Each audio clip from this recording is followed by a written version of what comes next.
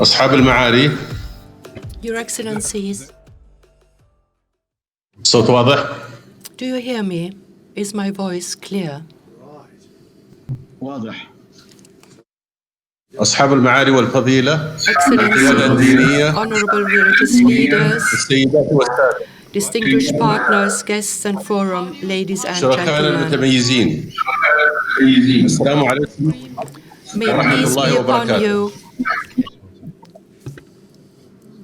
الضيوف الكرام، يشرفني الترحيب بكم جميعا وأنا أتحدث إليكم من الرياض، عاصمة وطني العزيز المملكة العربية السعودية، مع انطلاقة اللقاء الختامي والتاريخي لمنتدى القيم الدينية للأمة العشرين، والذي يعقد باستضافة من المملكة العربية السعودية بمناسبة انعقاد قمة مجموعة العشرين في نوفمبر القادم.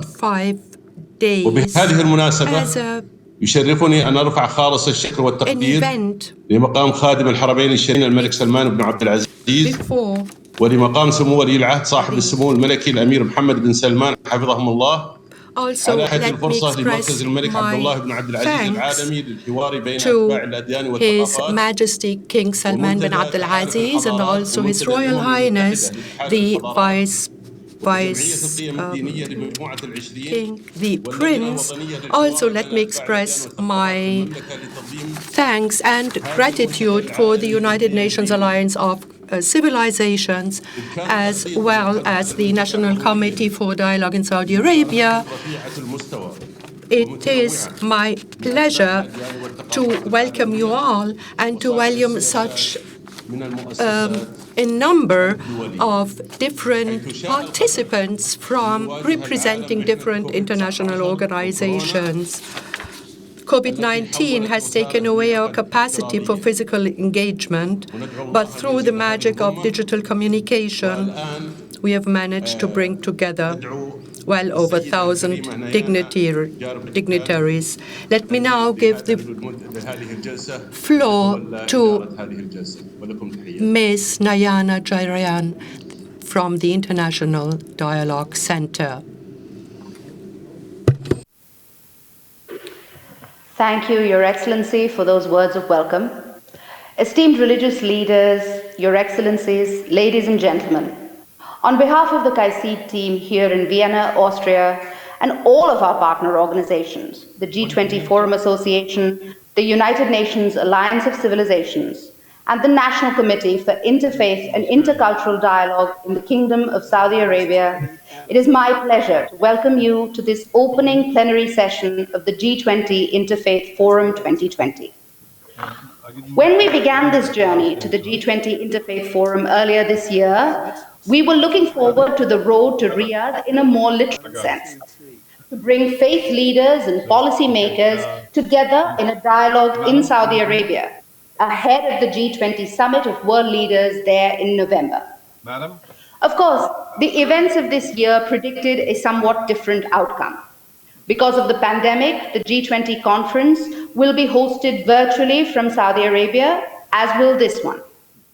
But the goal of our event remains basically the same. Over the next 5 days, we are looking forward to hearing from a range of experienced and expert speakers from the fields of religion, policy, and development. What is your name?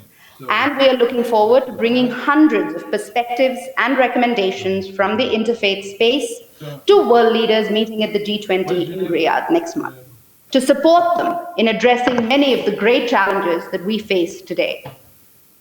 Before we start, I'd like to introduce you to the virtual environment of this conference and some of its functions.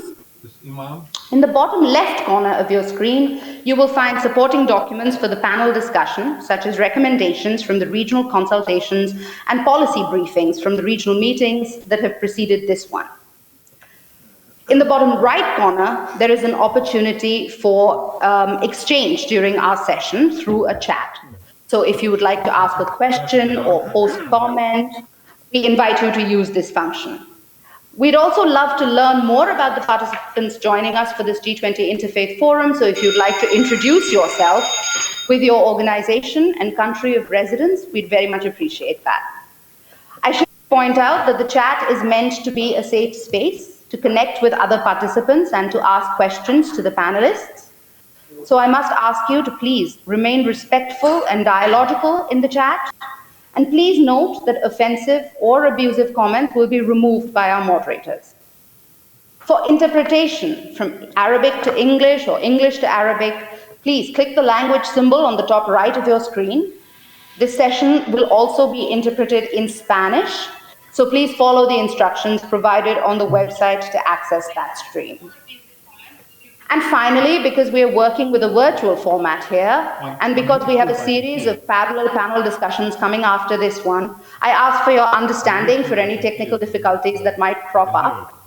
And I also find it my unpleasant duty to remind our speakers to please respect the time allotted to them for their remarks. I will remind you 1 minute before your time is up. Without further ado, then, allow me to introduce the first speaker at our plenary opening session of the G20 Interfaith Forum. Representing the Kingdom of Saudi Arabia, the host country of the G20 Summit 2020, His Excellency Abdullatif Al-Sheikh, Minister of Religious Affairs of the Kingdom of Saudi Arabia. Your Excellency, the floor is yours.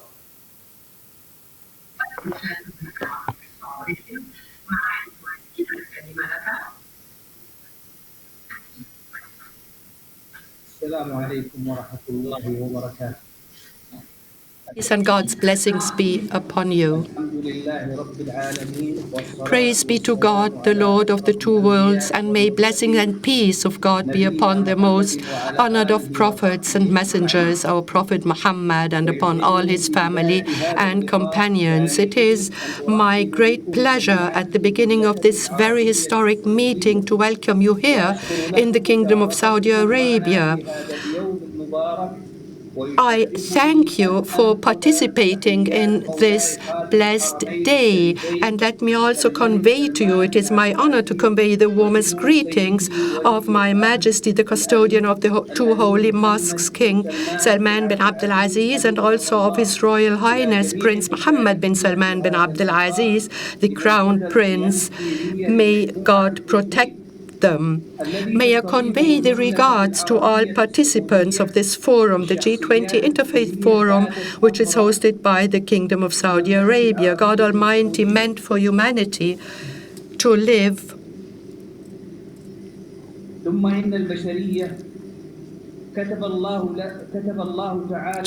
till the well-known day, which God Almighty mentioned in all His books, brought to us by His prophets. May peace be upon Him.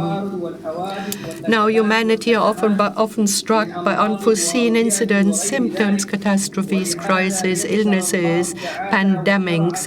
Therefore, God Almighty gave us the tools in order to save humanity. The world today witnesses severe and painful impacts and repercussions on our health, on humanity, on economics, on society, which is the pandemic of COVID-19. This asks us all, governments and religious institutions, international organizations, as well as civil society organizations, to work together, to stand together in order to deal with this pandemic and in order to deal with its impacts on persons and society. And as religious institutions usually, and religious leaders also usually, are very close to people, their role even grew while confronting these crises and these humanitarian pandemic crises. The Kingdom of Saudi Arabia has dealt with impeccable evidence with this crisis while coordinating and working together between with political institutions, religious institutions, as for instance the Saudi Ministry of Islamic Affairs, Dawah and Guidance, which was able to take up very proactive preventive measures in order to protect people from this pandemic. One of the most important proactive and preventive measures was to close land, sea and airports, as well to ask for social distances, to ask people to wear masks, also to ban the movement of people, to restrict people's movements, to put a ban on certain districts and cities, also to ask for social distancing, to ask for distance learning, and thus closing schools and universities, and also to suspend pilgrimage, for instance, and to ask for distance working, to work from home, to stop public transport, to declare quarantine on sports, social, recreational activities, especially like weddings and funerals.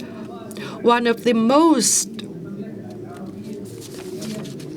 proactive such measures of religious institutions in the Kingdom of Saudi Arabia while dealing with this pandemic was the statement of the Council of Senior Scholars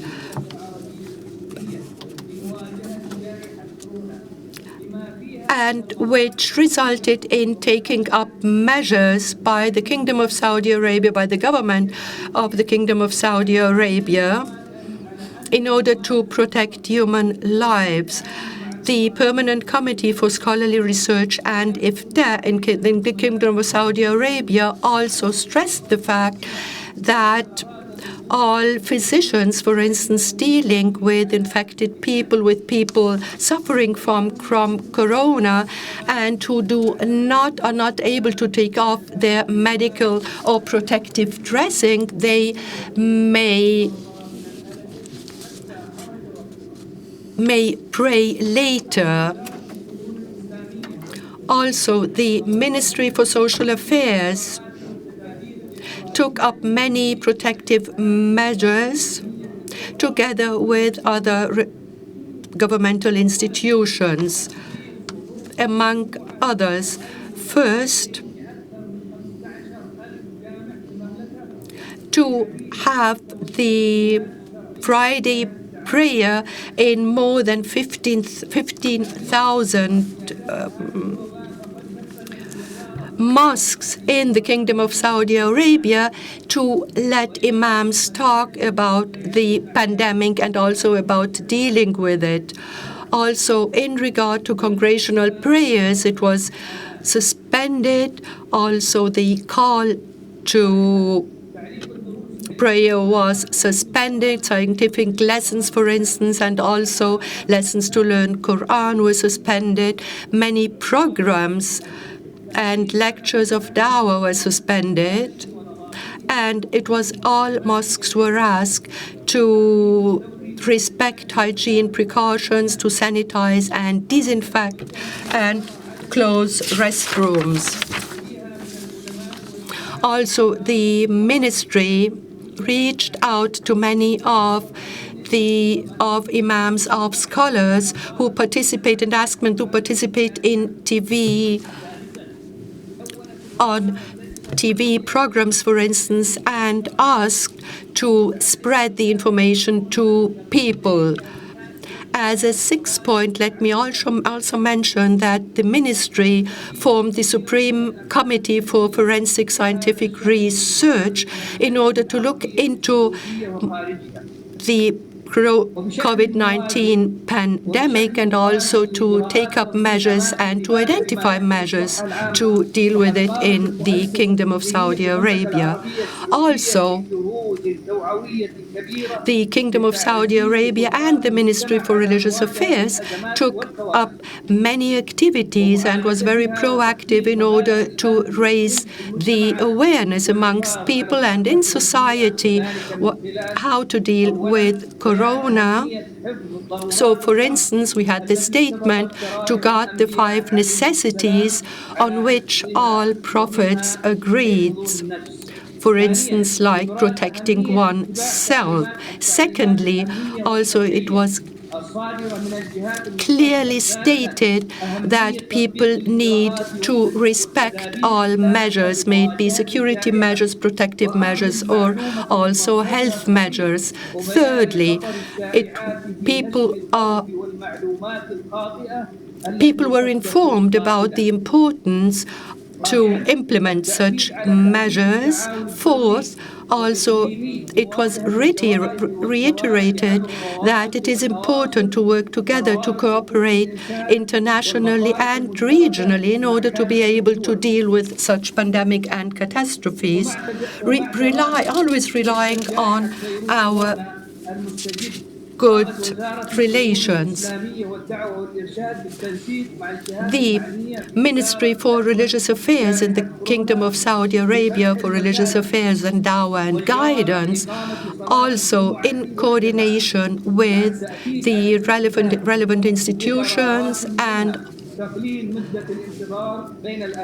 decided to open mosques and prayer places in order for Friday's prayers and also for congregational prayers, but asked that to decrease the time between the call to prayers and the prayer itself, and also that the Friday prayers and the Friday ceremony should not take more than 15 minutes, that food or drinks should not be served, also that worshippers need to respect physical spacing during all prayers, that they need to use cloth masks, for instance. Also, they need to bring their own carpets for prayers.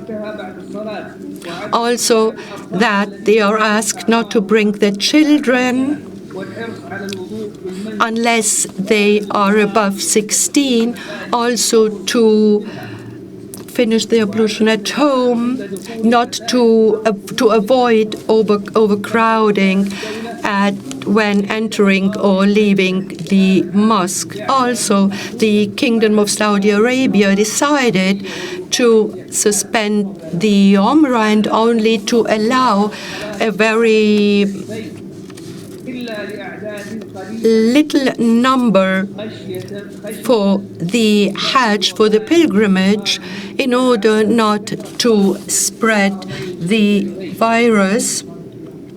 And this, of course, was also implemented at the 2 holy mosques. Noble audience, my dear brothers and sisters, now looking at all the endeavors of the Kingdom of Saudi Arabia, we see the fruit of cooperation and coordination between governments and religious institutions, and also between international and regional institutions in order to deal with such crises. Now, as mentioned, we took up a number of protective measures in accordance with the World Health Organization, and we organized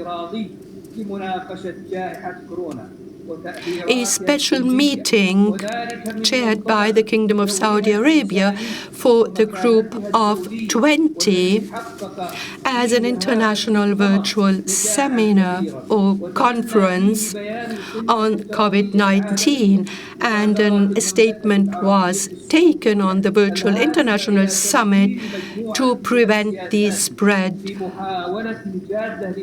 of the pandemic, to prevent the spread of poverty in the world, and also to unite our forces in order to continue the implementation of the programs of sustainable development around the world. And please be rest assured that the Kingdom of Saudi Arabia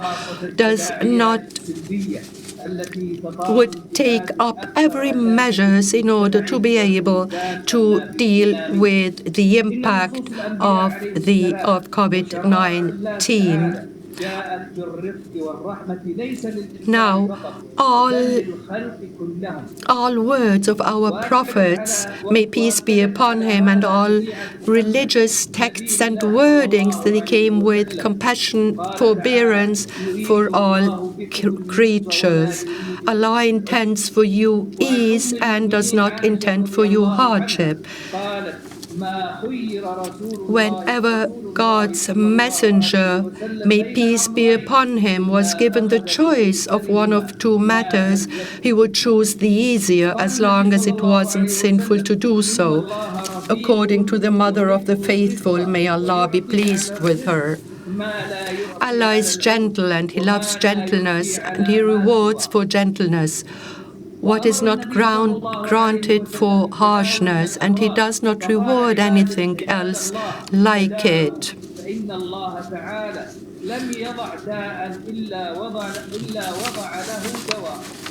Also, as the Prophet said, none among the believers remains patient in a land in which plague has broken out, and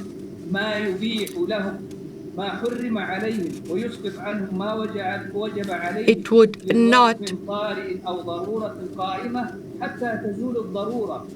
also. God is compassionate, God is understanding, He's merciful. Therefore, for instance, if you are traveling or are sick, you are not to fast Ramadan. Also, in regard to prayers, for instance, you may, as the Prophet said, he said that for the call to prayer, he asked to call for people to pray in their dwellings.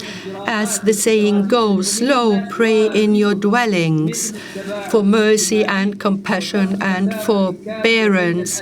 So now people lead to follow the proactive, protective measures, and not gather in great number in order to protect us from the spread of the pandemic.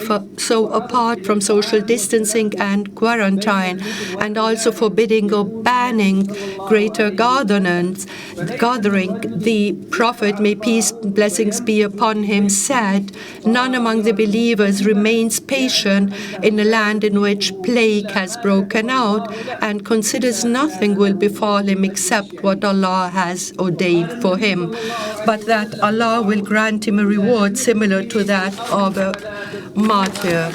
Also, as the Prophet said, may peace be upon him, if you hear that it has broken, the plague has broken out in a land, do not go to it.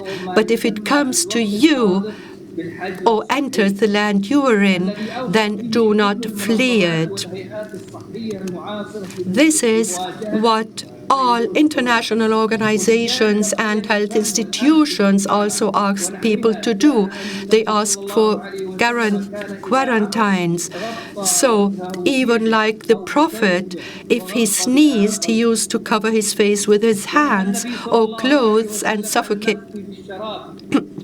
and would suffocate the noise of the blow.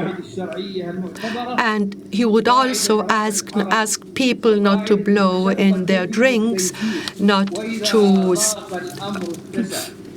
breathe in their drinks.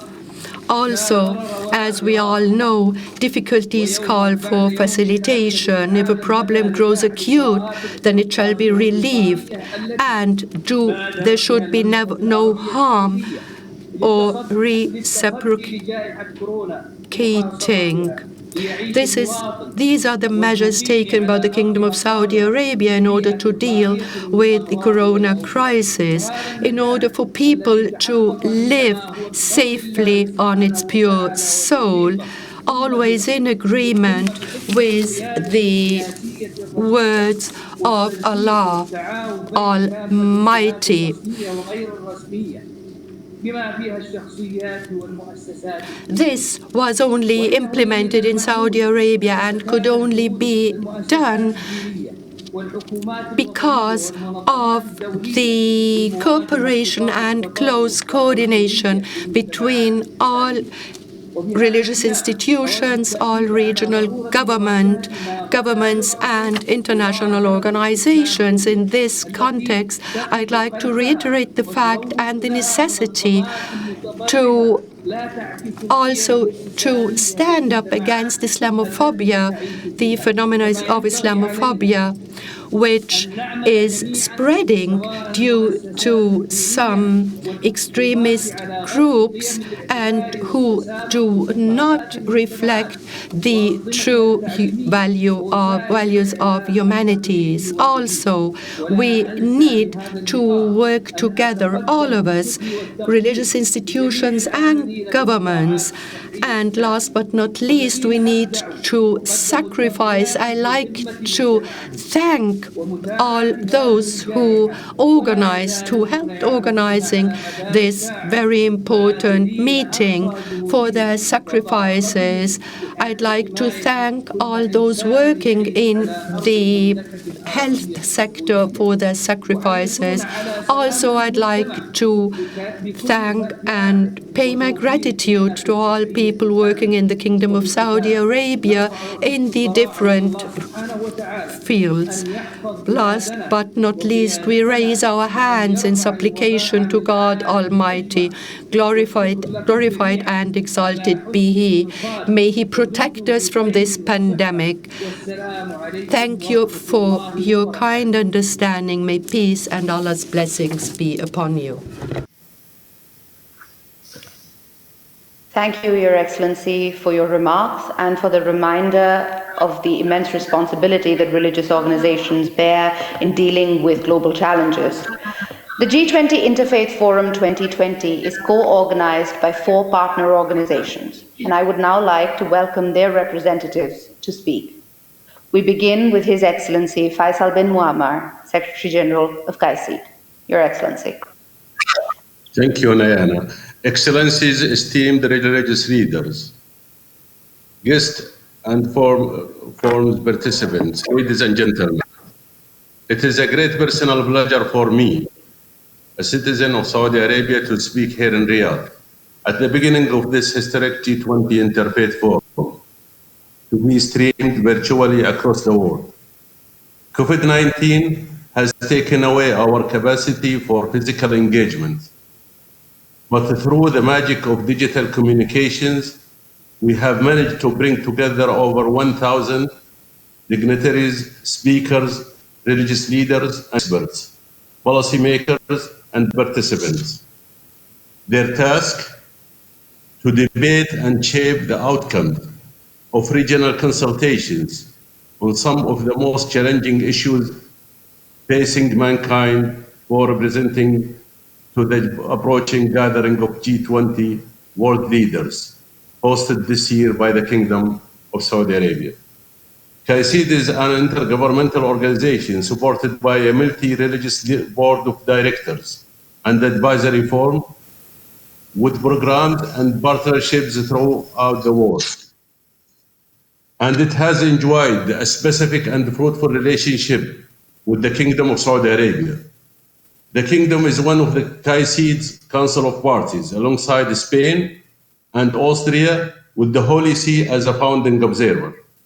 The center was born from an initiative by the Kingdom of Saudi Arabia in behalf of the Islamic world to reach out to other faiths in pursuit of intercultural and interreligious dialogue. Indeed, we are no stranger to the Arab region. KAICIID's programs, from the establishment of the Interreligious Platform for Dialogue and Cooperation in the Arab World, to our efforts to secure protection of religious minorities, prevent hate speech, and support the principle of common citizenship, have been active since our founding in 2012. KAICIID is grateful to the Kingdom of Saudi Arabia for its steadfast support and extends heartfelt congratulations to the custodian of the two holy mosques, King Salman bin Abdulaziz, and His Royal Highness Prince Mohammed bin Salman on the occasion of the Kingdom's hosting of the G20. KAICIID is also grateful to its partners, the United Nations Alliance of Civilizations, the G20 Interfaith Association, and Saudi Arabia National Committee for Interfaith and Intercultural Dialogue for their unfailing support now and throughout the consultation period. The story of the G20 Interfaith Forum does not begin tonight and end in 5 days' time. It began in July with the first consultation between religious leaders, faith-based experts, and policymakers in the Arab region. It continued with consultations involving 500 participants, representing 10 faith traditions in 70 countries on 5 continents. The road to Riyadh, as I call it, has wound its way through Asia, North America, Latin America, Europe, and the Middle East, in a series of consultations on some of the most pressing challenges in the field of human development. This has been achieved despite the multiple challenges of COVID-19, a modern-day global scourge which has featured strongly in regional consultations and in this forum's agenda. We have heard powerful testimony on the themes being considered here, on the effect of climate change, gender inequality, economic imbalance, and poor governance. We have heard also about the central role religious leaders from different faiths, united by common principles of tolerance and peace, have to play in shaping the destiny of the human family. Each regional consultations bring to Riyadh today a series of recommendations with the framework of the UN's Sustainable Development Goals, which testify to the relevance of religion, religious leaders, and faith-based organizations to the wider human development narrative. Since its founding in 2012, KAICIID has used the twin-track approach to its mission. The Center's programmatic activities in some of the most troubled and divided global societies have helped establish grassroots consensus across religious and cultural boundaries. These programs have given the Center relevance in policy-making circle, especially with United Nations agencies working to secure religious freedom, the protection of worship and holy sites, and the eradication of hate speech. KAICIID participated in consultations leading to the United Nations Plan of Action to prevent and counter incitement to violence that could lead to atrocity crime in 2017. In 2019, the Center contributed to the Plan of Action to safeguard religious sites launched by our partners here, the United Nations Alliance of Civilization, and in that same year, become a member of the United Nations Alliance of Civilization group of friends. Thank you, Mr. Moratinos, our partner. We should really thank him for this. KAICIID's contribution at policy-making level cannot be separated from the fact that they arise from concrete interventions, be it in training youth, in the responsible use of social media, or in the hundreds of initiatives toward reconciliation and peace buildings enacted by our trained global network of fellows.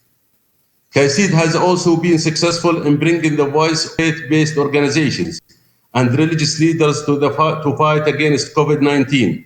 For instance, the Center recently announced support for a host of initiatives to counter the pandemic's effect in social cohesion, more than 210 initiatives. Faith-based organizations are deeply rooted in the process of global development. Together, they possess significant resources and are leaders in the field of education. Over 80% of the global population identify with a belief system.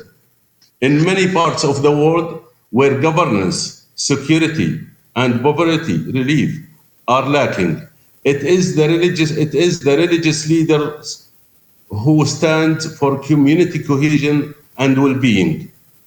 The road to Riyadh, the process of consultations that have brought us to this point, testifies to the need for a stronger representation of religious leaders and organizations within the policy-making context. The consultations process, this form, bring together input that should be inserted into global policy-making fora such as the G20. For this reason, I ask that full consideration be given to the inclusion of the G20 Interfaith Forum as an official engagement group of the G20 itself. Thank you. Wassalamu alaikum wa rahmatullahi wa barakatuh.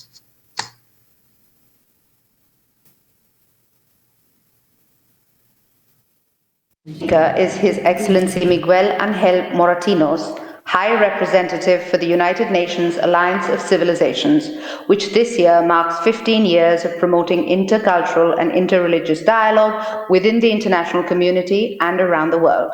Your Excellency. Good afternoon to Riyadh, good morning to other people who are in United States, whoever you are on time schedule, welcome to this historical meeting. Your Excellency, Abdullatif Al-Sheikh, Minister of Religious Affairs in the Kingdom of Saudi Arabia. Your Excellency, my dear friend, Faisal Muaammar, the Secretary General of the International Dialogue Center, KAICIID.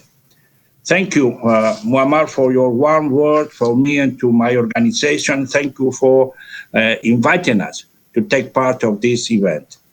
Your Excellency, Professor Durham, President of the G20 Interfaith Foreign Association. Eminences, distinguished guests, Assalamu alaikum wa rahmatullahi wa barakatuh. It's a great pleasure to be here with all of you in this important and timely high-level event. UNAOC is extremely proud of his partnership with KAICIID, the National Committee for Interfaith and Intercultural Dialogue of the Kingdom of Saudi Arabia, and the G20 Interfaith Forum Association in organizing this forum. I'm very glad to see many partners, many friends that have joined us to this forum. I saw His Eminence Cardinal Ayuso, I salute him, and I want, of course, first of all, to thank the Kingdom of Saudi Arabia for hosting his forum and His Majesty King Salman Abdulaziz. I think this forum was planned since last year to take place in Riyadh, a month ahead of what is going to be Kingdom of Saudi Arabia responsibility to host the G20 summit leader.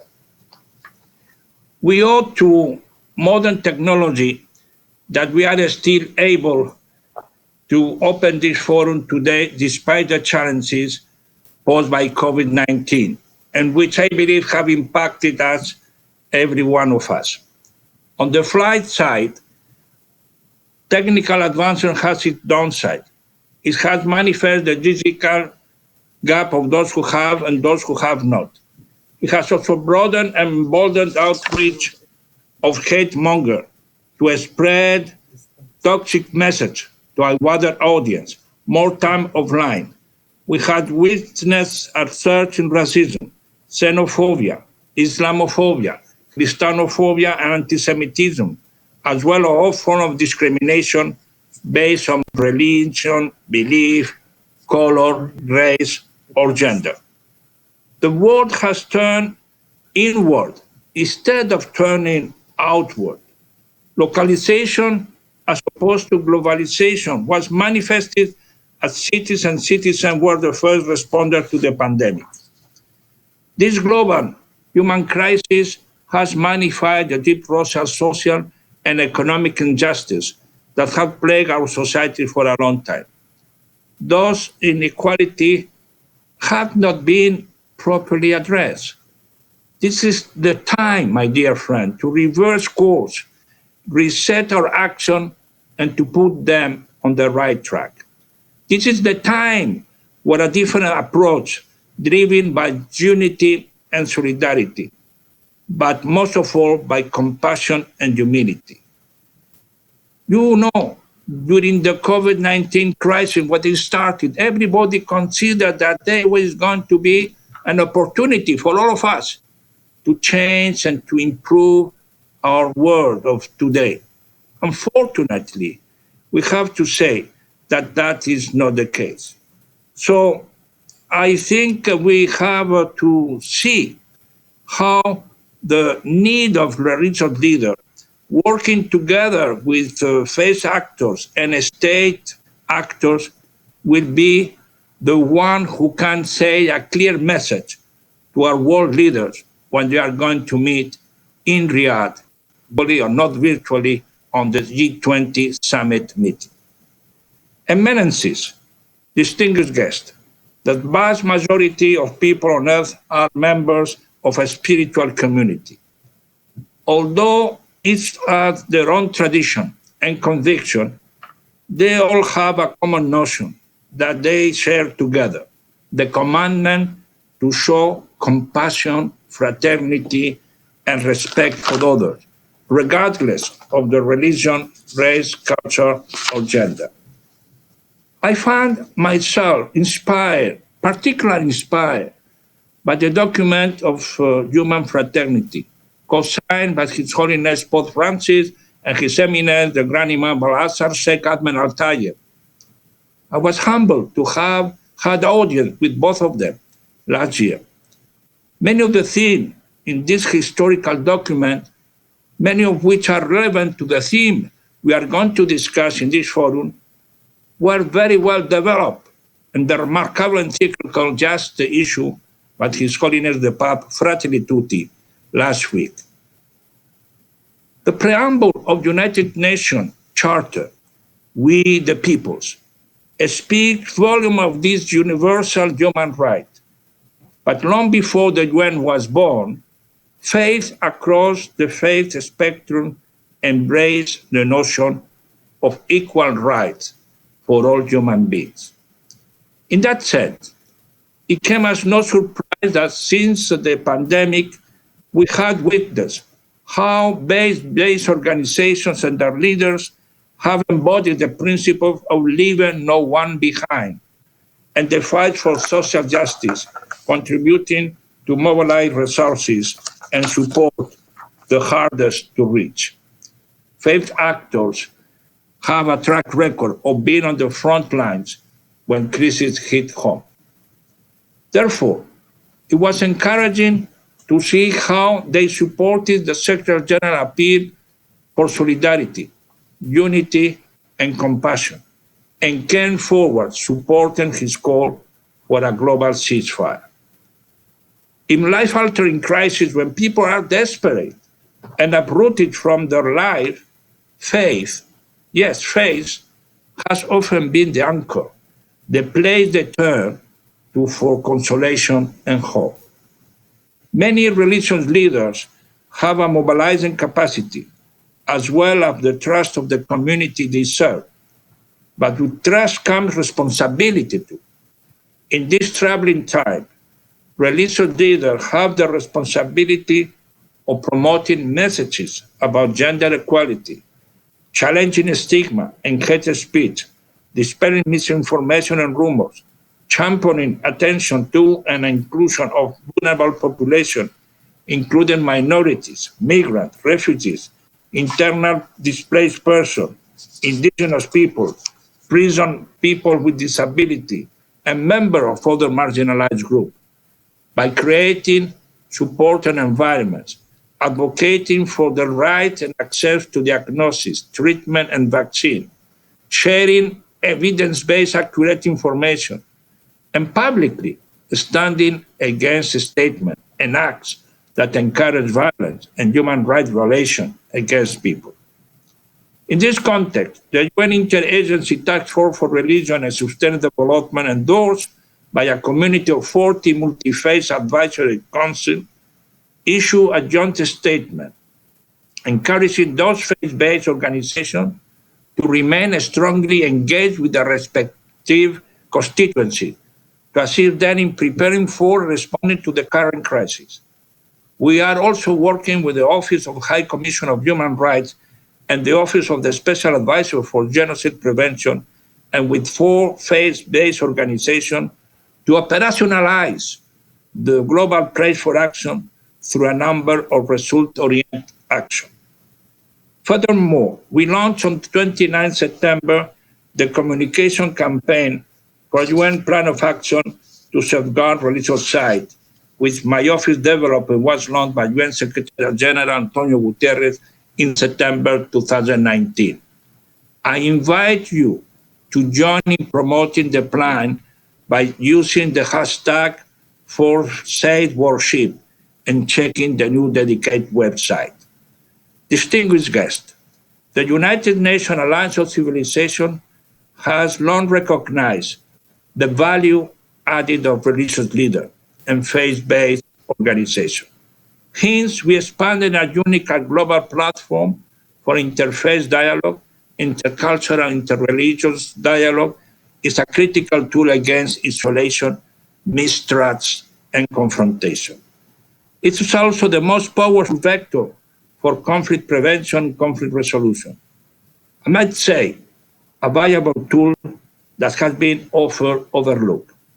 History has shown that dialogue is not a simple process, but if we fail to teach and cultivate it, the situation can give way to a monologue. What His Holiness Pope Francis say and define as parallel monologues. So that is what we have to create, a constructive and sustainable dialogue among ourselves. I would like to conclude by drawing on language from Pope Francis' encyclical, in which he said, we must put human dignity back at the center, and that the pillar will build the alternative structure we need. Indeed, as we chart a new course toward rebuilding a better world, we should do with the human being at the center of our effort. As I said at the beginning of my speech, the Kingdom of Saudi Arabia has an important responsibility, a historical responsibility. And we, in this G20 Interfaith Dialogue meeting, we have the responsibility to prepare adequately the meeting in November in Riyadh. I think we have to provide them, the summit leaders, with some recommendation, so some suggestion. Which one are going to be the main ones? Of course, we are going to talk about gender equality, about climate change, about certain important sustainable development goals. But the main one, I think the essential one that this group could provide to the leader is this ethical action. I think the world needs ethics, needs spirituality, need to be conducted with moral values and principles. And I think that is going to be our main task. Let's work in this spirit. Let's work together in order that the 5 days discussion can provide to the G20 a real platform for a better world. Thank you very much.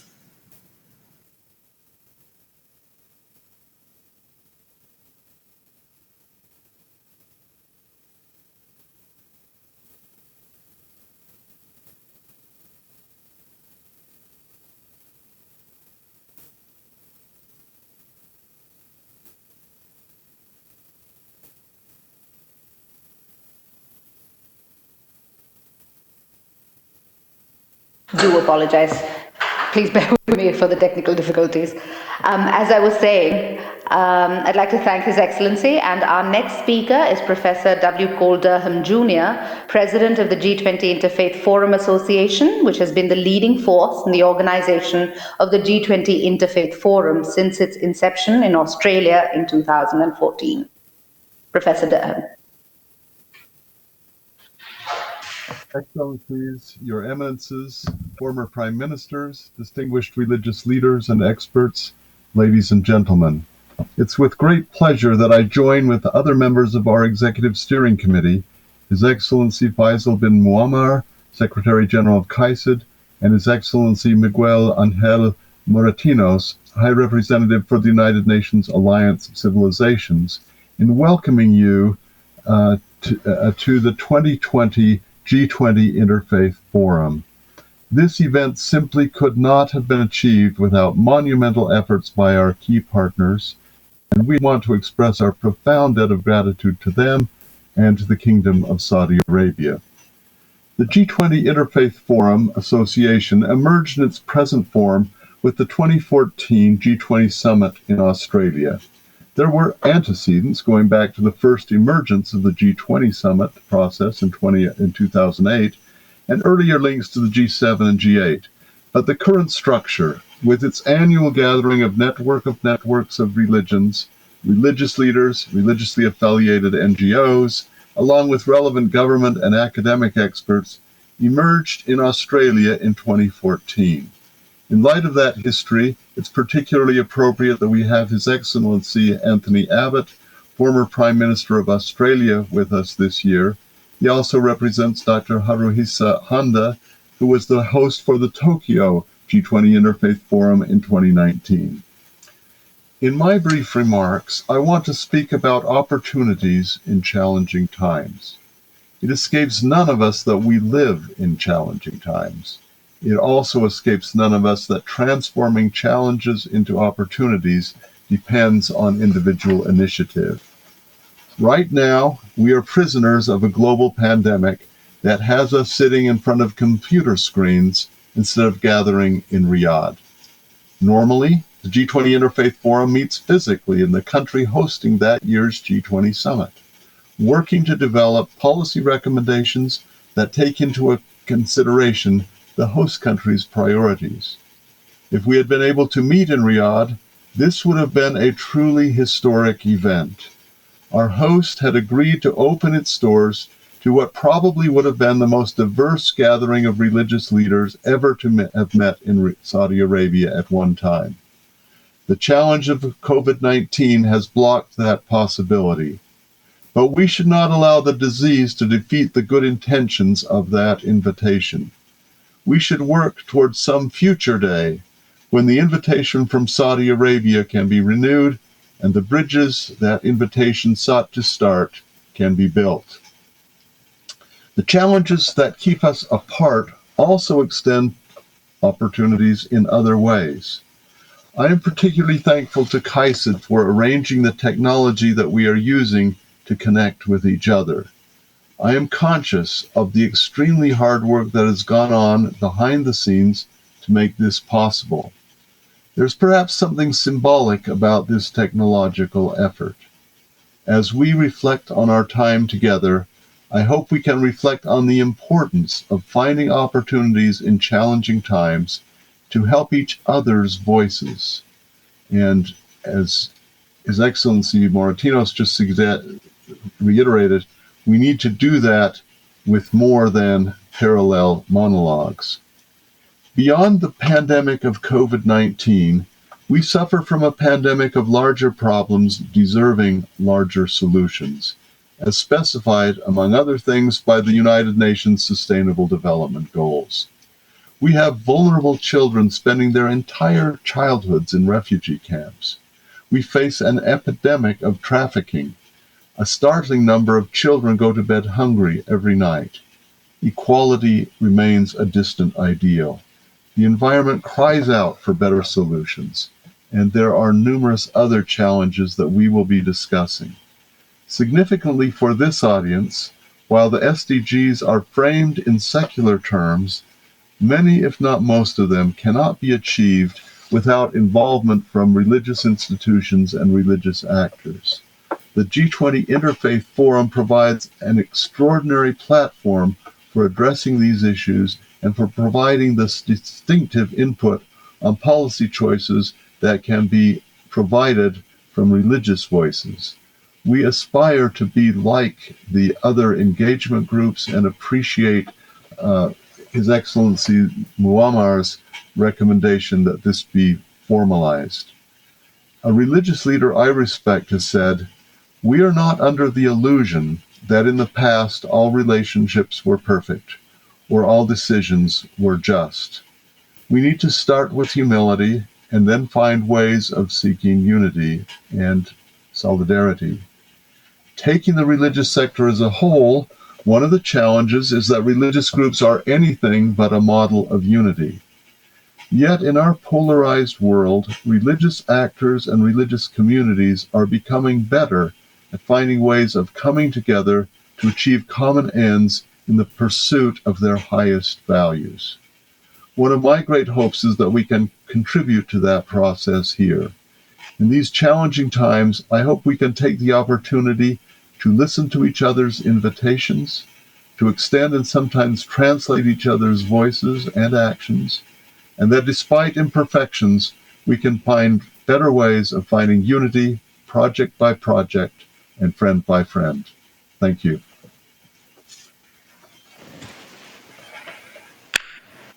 Thank you, Professor Durham. As you have heard, the G20 Interfaith Forum draws its impact from the vital roles that religious institutions and beliefs play in world affairs, reflecting their rich diversity of institutions, ideas, and values. We are privileged to have with us today representatives from some of the world's major religious traditions and organizations to tell us about their work and role in promoting peaceful and harmonious relationships within and between nations and within communities. We will now hear from His Excellency Dr. Muhammad Al-Issa, Secretary General of the Muslim World League and President of the Organization of Muslim Scholars.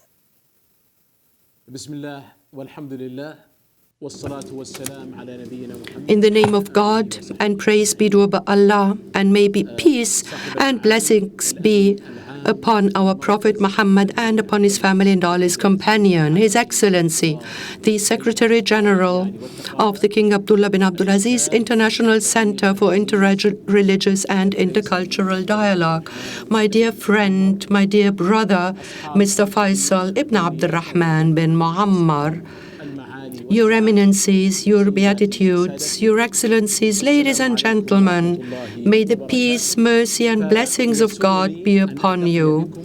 I am delighted to be with you at the G20 Interfaith Forum of the year 2020. Being responsible for the Muslim World League and being president of both the organizations of Muslim scholars as well as the civilizational rapprochement forums, all three of which are followed by thousands of scholars and thinkers from all over the world, it is important to me to emphasize through this forum that we may be in the Muslim world or in the rest of the world that we share with our brothers and sisters, that we emphasize that we have predominantly moderate voices, voices that advocate for love for everyone and reject any form of hatred, racism, discrimination, and marginalization. These are the prevailing voices that truly represent our neutral disposition, which emphasizes our religious, social, and human values. The problem of extremism, does not come from religious texts, nor from the ideas of great thinkers or philosophers or sociologists, nor does it derive from the different opinions, theories, lessons of history that we all respect. But the problem lies in understanding these matters, their application, and the ability to protect interpretations from distortion so that there are no gaps through which corrupted ideas can slip through. We need to protect the wonderful meanings from being misinterpreted. Our world is in dire need of a sense of respect and comprehensive justice. This can only be achieved by promoting our shared values that reject any form of hatred, racism, and discrimination based on religion, race, or any such label. Also, our world needs to effectively affirm that civilizational leaps in the realm of materialistic gains must be matched by civilizational leaps in moral values. Otherwise, the outcomes pose a grave threat. This is where the true story of peace begins, because peacemaking is not the product of mere words, nor does it come from creating bubbles that have no substance other than the passing sound they make when bursting. Peacemaking does not require rational theories, nor appeals and slogans that further complicate matters, nor dialogues unsupported by sincere and honest intention and deep awareness of the future. In short, peace efforts must comprise tangible outcomes that effectively benefit humanity. They must enhance security, coexistence, cooperation, and strengthen fraternal bonds. We need to celebrate a peace that is deceptive, fragile, or superficial, ultimately promotes and consolidates contrary principle. As a recent example, for instance, in August last year, I was honored to receive the request of His Excellency, the President of Sri Lanka, to come and help in the tension and mutual hatred between religious communities after the terrorist bombings in Colombo. The situation threatened to escalate and led to dangerous complications. After great efforts, lengthy deliberation and dialogue, everyone came together as one once again. The children and youth of Sri Lanka erupted in celebrations surrounded by their ethnically diverse religious and political leaders in a historic festival. Such efforts only reaffirm to us that the human instinct at its core is honest and innocent. Everyone loses whenever circumstances and evil voices align to this pure instinct. That is, we need to I'd like to share with you some efforts which we undertook and which emanated from our Islamic moral duty towards peace building and creating safe and alert society. So, for instance, we know that acts of good are more impactful, successful, and sustainable when carried out collectively. In the first ever document in modern history that embodies the spirit of mutual cooperation among all the followers of the revealed religions, that was signed by prominent religious leaderships in Paris in September 2019. We launched these effective initiatives to confront all forms of racism, hatred, and marginalization around the world. With soft power and only soft power, we will continue to confront hate with the help of God Almighty, whether it is targeting specific religions or certain races or anyone else. We have also confronted the insidious attempts to target certain groups around the world, such as those seeking to marginalize the role of women in society, also the developed criminal acts of human trafficking, especially those exploiting the difficult circumstances of women and children. In addition, as one of the major threats to the security and stability of human lives, we have focused our efforts on combating poverty all over the world. We have provided food, aid, and medication to millions of people, families, widows, orphans around the world, without any distinction or discrimination. Also, we work together with leaders in dialogue with a number of political and parliamentary leaders around the world to enact legislation that will criminalize all forms of hatred, racism, and marginalization. We have also implemented a number of programs aimed at improving the efficiency of education around the world and enhancing the role of the family in order to teach those values. As the Kingdom of Saudi Arabia is hosting this global event, G20 2020, I see it as my obligation to extend my heartfelt thanks on behalf of all the scholars and thinkers of the Muslim Ummah that are under the umbrella of the Muslim World League and the Organization of Muslim Scholars, to reiterate my thanks and gratitude to the custodian of the two holy mosques, King Salman bin Abdulaziz Al Saud, the Kingdom of Saudi Arabia, and to His Royal Highness Prince Mohamad bin Salman bin Abdulaziz Al Saud, the Crown Prince, Deputy Prime Minister, and the Minister of Defense.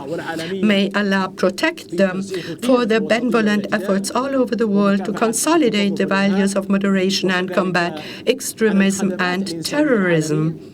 These efforts took shape in a series of historic actions that are now a source of inspiration for the entire world. The kingdom has the biggest platforms anywhere in the world to confront extremist ideology, and it also took the initiative and sponsored the most important Islamic charter since the Charter of Medina.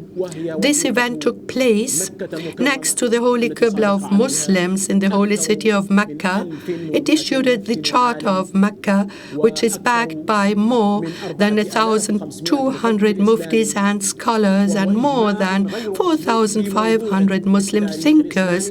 This level of consensus on such a matter is unprecedented in Islamic history.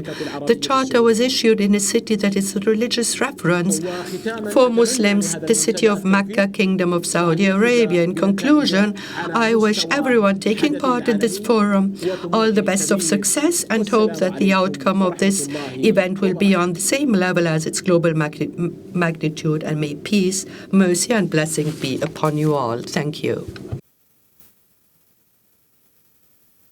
Thank you, Your Excellency. We have also received a video message from Reverend Kosho Niwano, Co-Moderator and Executive Committee Member of Religions for Peace and member of the KAICIID Board of Directors.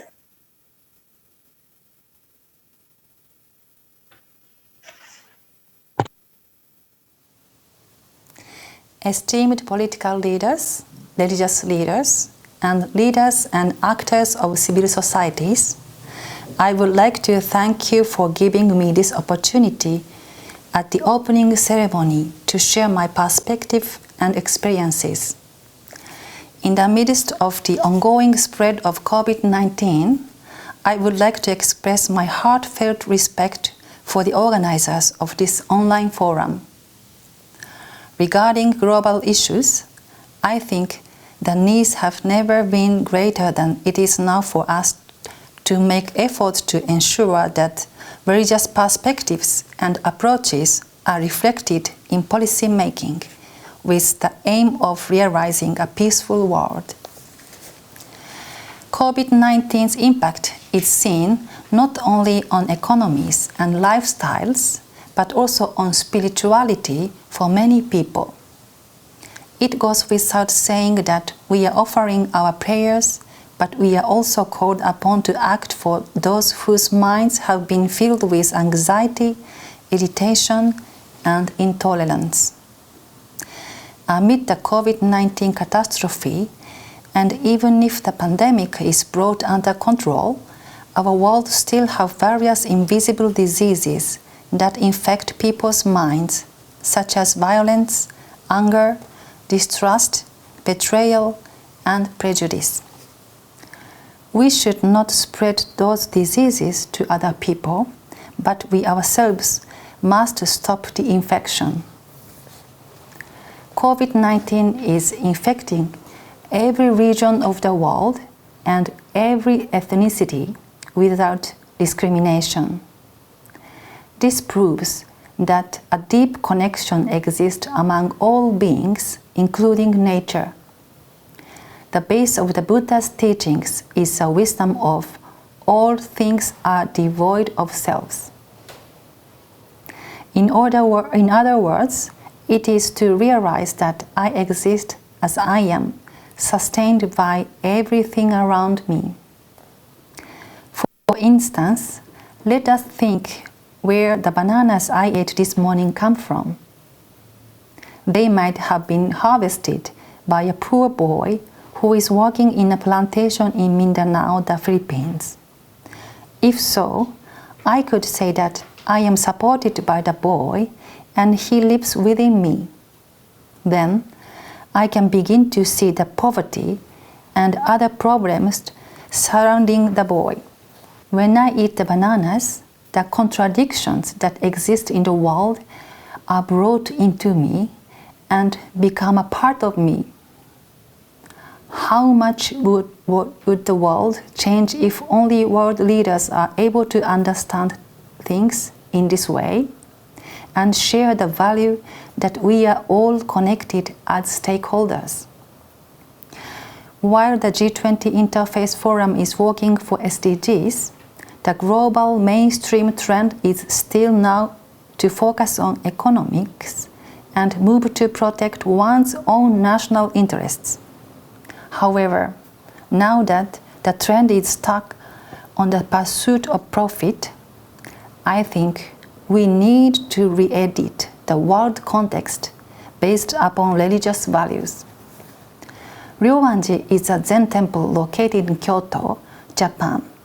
It is famous for its stone garden. At one corner of this stone garden, there exists a hand-washing pot. On that pot is carved the phrase, "I only know satisfaction." What a mysterious phrase. It is an original satisfaction that is always present even amid ordinary pleasure and pain. It makes clear that nothing can never make us happy without a satisfied heart and mind. Mere financial, material, social, or natural blessings can never make us happy if our hearts and minds are not satisfied on this more original and deeper level. We Buddhists have a golden principle of mogorita, which means devoting ourselves to the happiness of other people and putting them first.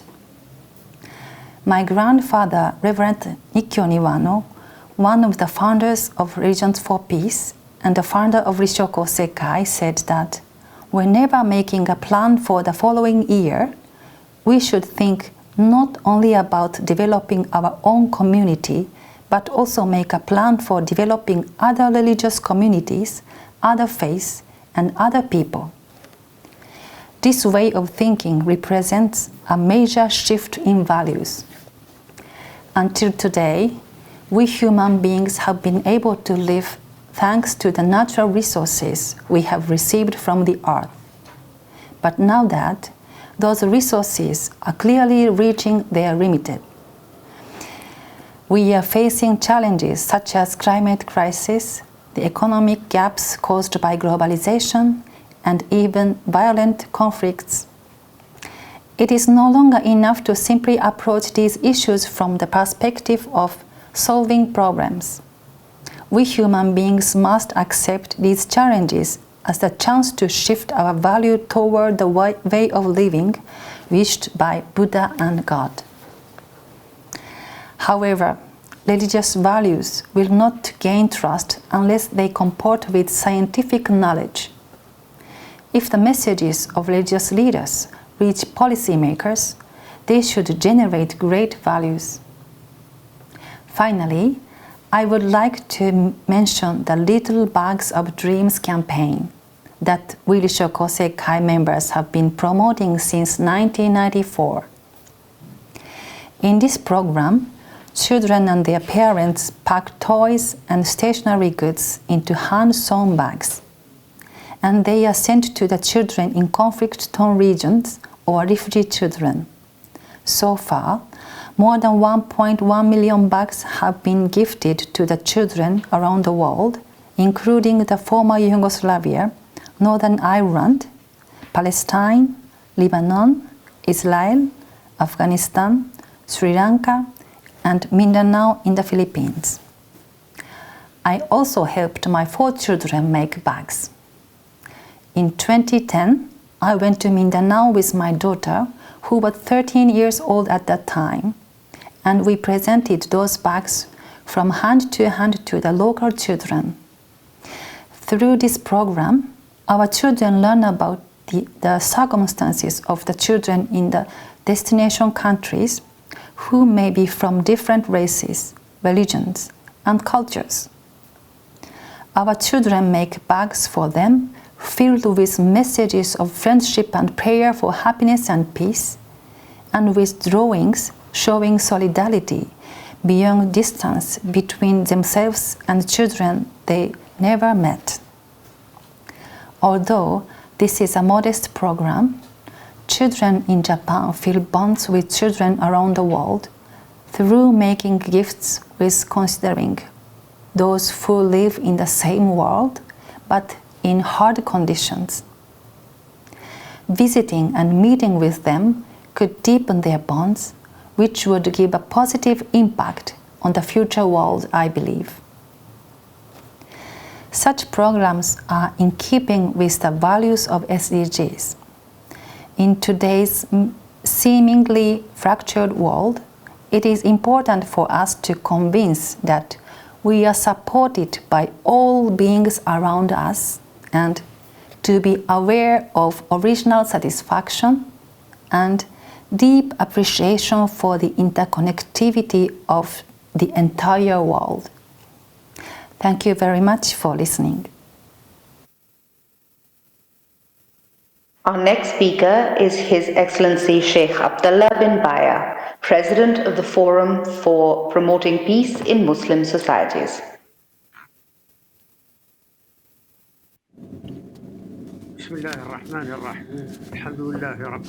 In the name of Allah, most gracious, most merciful, praise be to Allah, the cherisher and sustainer of the world, and may the peace and blessings of Allah be upon the Prophet, his family, and all his companions. His Eminency Faisal bin Abdul Muaammar, Secretary General of the International Dialogue Center, KAICIID, His Eminency Abdullatif, Al-Sheikh, Minister for Religious Affairs, Your Eminencies, Your Excellencies, Your Vertitudes, all of you, each other. Praise, may the peace and mercy and blessings of Allah be upon you. I would like to greet you with the principles of religion and peace, which is held now in Riyadh.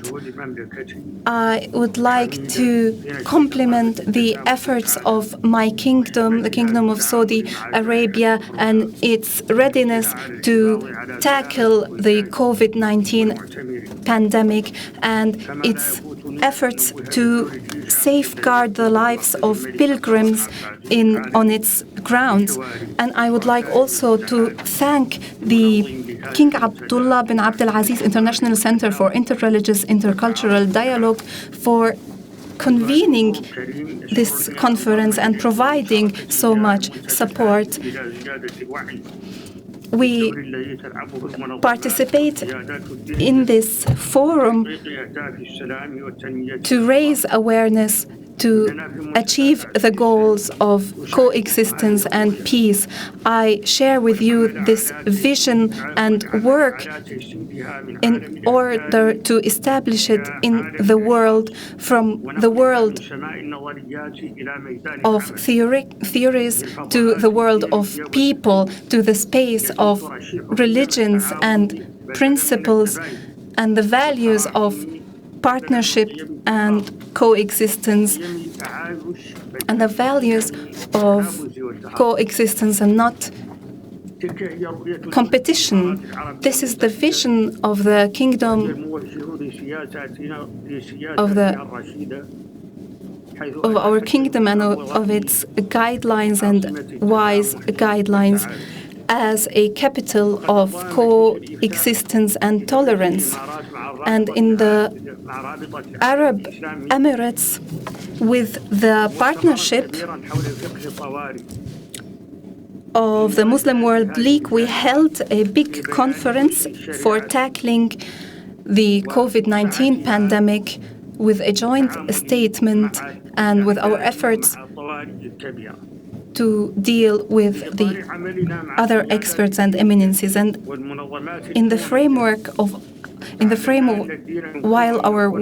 during our work with all experts, we paid attention to reconciliation between conflicted parties and peoples, to be a bridge for communication between peoples and present people with hopes and the basis of life on base of basics.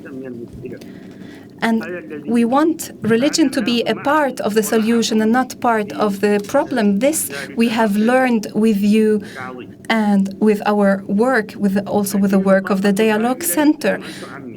Religion is a great power that can be a bridge for outreach between people, for communication between people. I would love to see the religious leaders in the world as fire brigades whose mission is to put out fires and save people's life wherever they are. And as firemen and firewomen, they don't ask how did this fire break out, but how can we put it out and prevent it?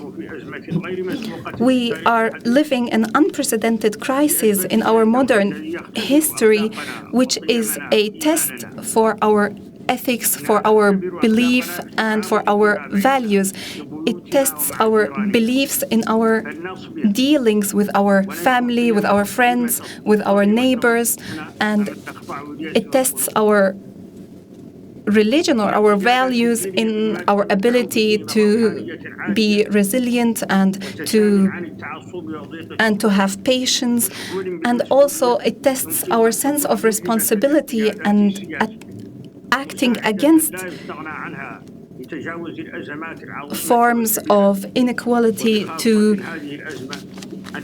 challenge or tackle this crisis and overcome it, which is an existential challenge that we need to come to the light and to understand that by believing in God and it's in His engulfing mercy that we can find a way of work to achieve a better world, to bring forth into light a better world in which coexistence and cooperation are there. This crisis can be a lesson learned and consequences learned to draw from in the future. The religious and spiritual leaders are called upon to find more ways of communication and cooperation amongst them and ways to convene the spirit of fraternity, brotherness, and humanity in order to find a beautiful and bright future for humanity in which we all see ourselves as brothers and sisters and partners in our humanity, and which we have patience with everybody and ethics. I would like to thank all partners organizing this event for the invitation in participating, and I would like to call for convening all efforts in finding common grounds, and I call a general call on all people of goodwill to unite for preserving this beacon of hope for a better future for humanity. And I hope we have a successful and fruitful discussion and efforts on the way to a better world, a tolerant world. And thank you very much, and may the peace and mercy and blessings of Allah be upon you. Thank you.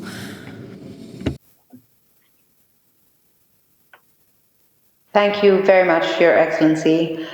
We are now privileged to have a video message from His All Holiness Ecumenical Patriarch Bartholomew, Archbishop of Constantinople, New Rome, and Ecumenical Patriarch.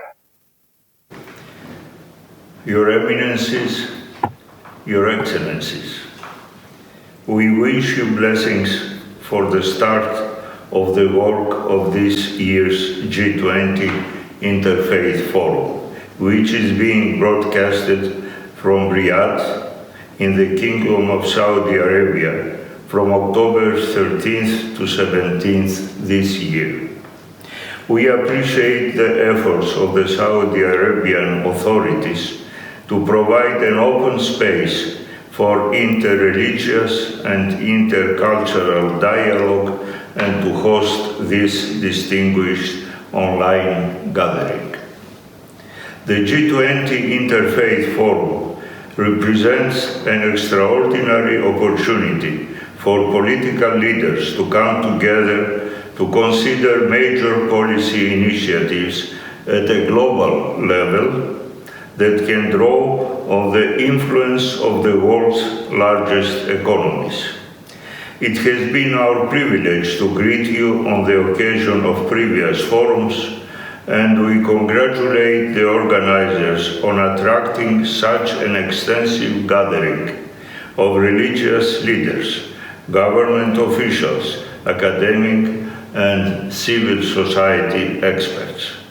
We are pleased to see that substantial attention in the program has always been paid to environmental issues, both in plenary and concurrent sessions.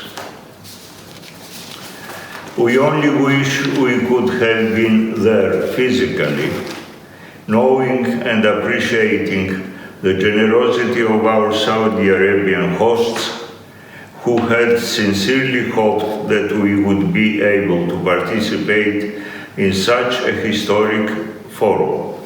Unfortunately, our situation is different this year than ever before because of the COVID-19 pandemic.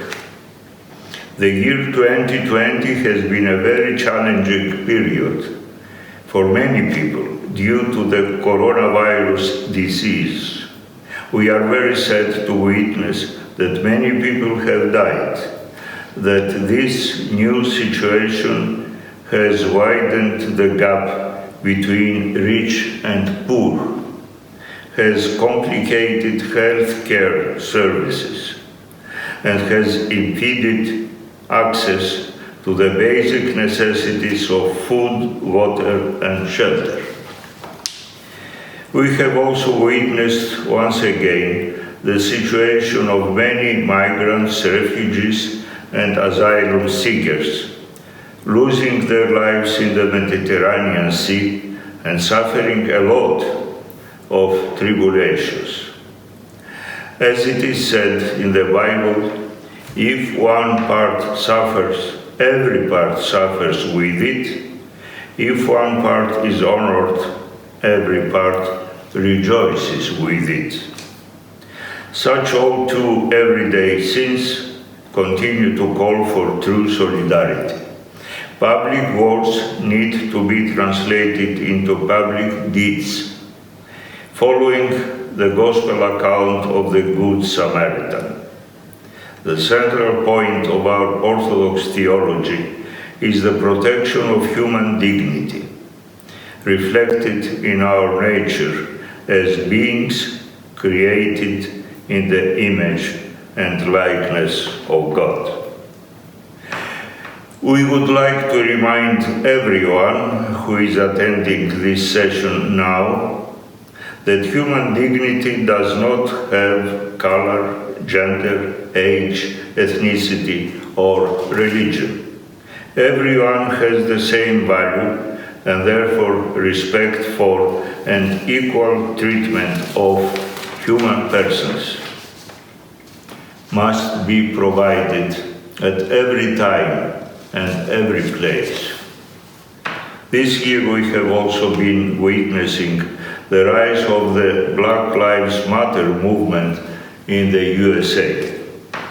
We stand with Black people and people of color all over the world to affirm every human being's God-given infinite worth, which cannot be reduced to market value, to a mere product for exchange. To put it in the words of a famous philosopher, everything has either a price or a dignity. What has a price can be replaced. What, on the other hand, is raised above all price and therefore admits of no equivalent, and this is the human person, has a dignity. We would like to use this opportunity to raise our voice against structural inequalities, any form of expression of racism, ethnocentrism, tribalism, casteism, and classism. The policymakers and those who do policy implementation need to know that we call for zero tolerance of injustice and any other form of discriminatory practice. Also, we wish to express our satisfaction in seeing that the organizers have decided to tackle the issue of the preservation and protection of the religious and cultural heritage. We need to understand and remember that sacred sites are closely tied to our religious identity and piety. Unfortunately, we have experienced that such treasured places can become weapons or targets in spreading ethnic and religious intolerance. For this reason, we must strive for the promotion of solidarity, tolerance, and cooperation, building bridges, openness, and confidence. Together with the raising of the awareness and the sensitization of consciences, we are called to launch concrete common initiatives and actions. A stronger mobilization of the action level is really needed by all of us. Therefore, we urge those participating in this forum to support the United Nations Plan of Action to safeguard religious sites. We would also like to encourage the drafting of policy recommendations that will highlight the interdependence between the protection of religious and cultural heritage and the enhancement of mutual understanding and respect and interfaith rapprochement. All these diminish the possibility of a dangerous clash of civilizations and eliminate unjustifiable suspicion among peoples of different religious and cultural backgrounds, contributing thus to the journey toward peace founded in justice and solidarity. We are aware that there is complexity in administering sacred sites in non-conflictual ways, but we strongly believe that our religious and cultural monuments can function as vital starting points for an honest dialogue. They provide places where neighbors, citizens, and nations can come together in fruitful ways.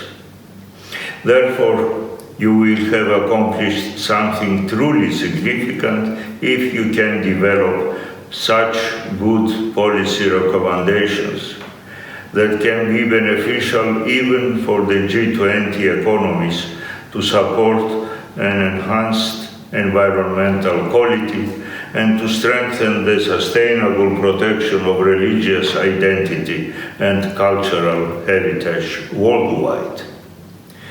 In this spirit, we wish you productive deliberations and inspiring outcomes. You will be addressing issues of tremendous consequence for our planet, for our life together, and for humankind and its spiritual values. We extend our warmest greetings and prayers and wish you every success. Thank you for your kind attention.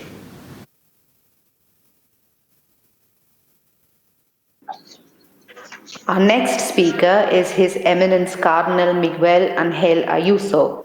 Cardinal Ayuso is titular Bishop of the Diocese of Luperciana, President of the Pontifical Council for Interreligious Dialogue, and a member of the KAICIID Board of Directors. Distinguished authorities and webinar participants, thank you for your invitation to speak at the opening plenary session at the G20 Interfaith Forum. I greet you all. The world is passing through a very dark moment that demands adequate responses and solutions to the problems of our existential life. There is a real necessity for the human family to come together with a unified spirit and in a real friendship to propose answers to our common problems. We, as religious leaders, in particular, need to be a contagion of hope. Let us then witness to our religious communities as well to our societies in which we live unity, solidarity, and fraternity for bettering our common home, as Pope Francis is continuously reminding us all.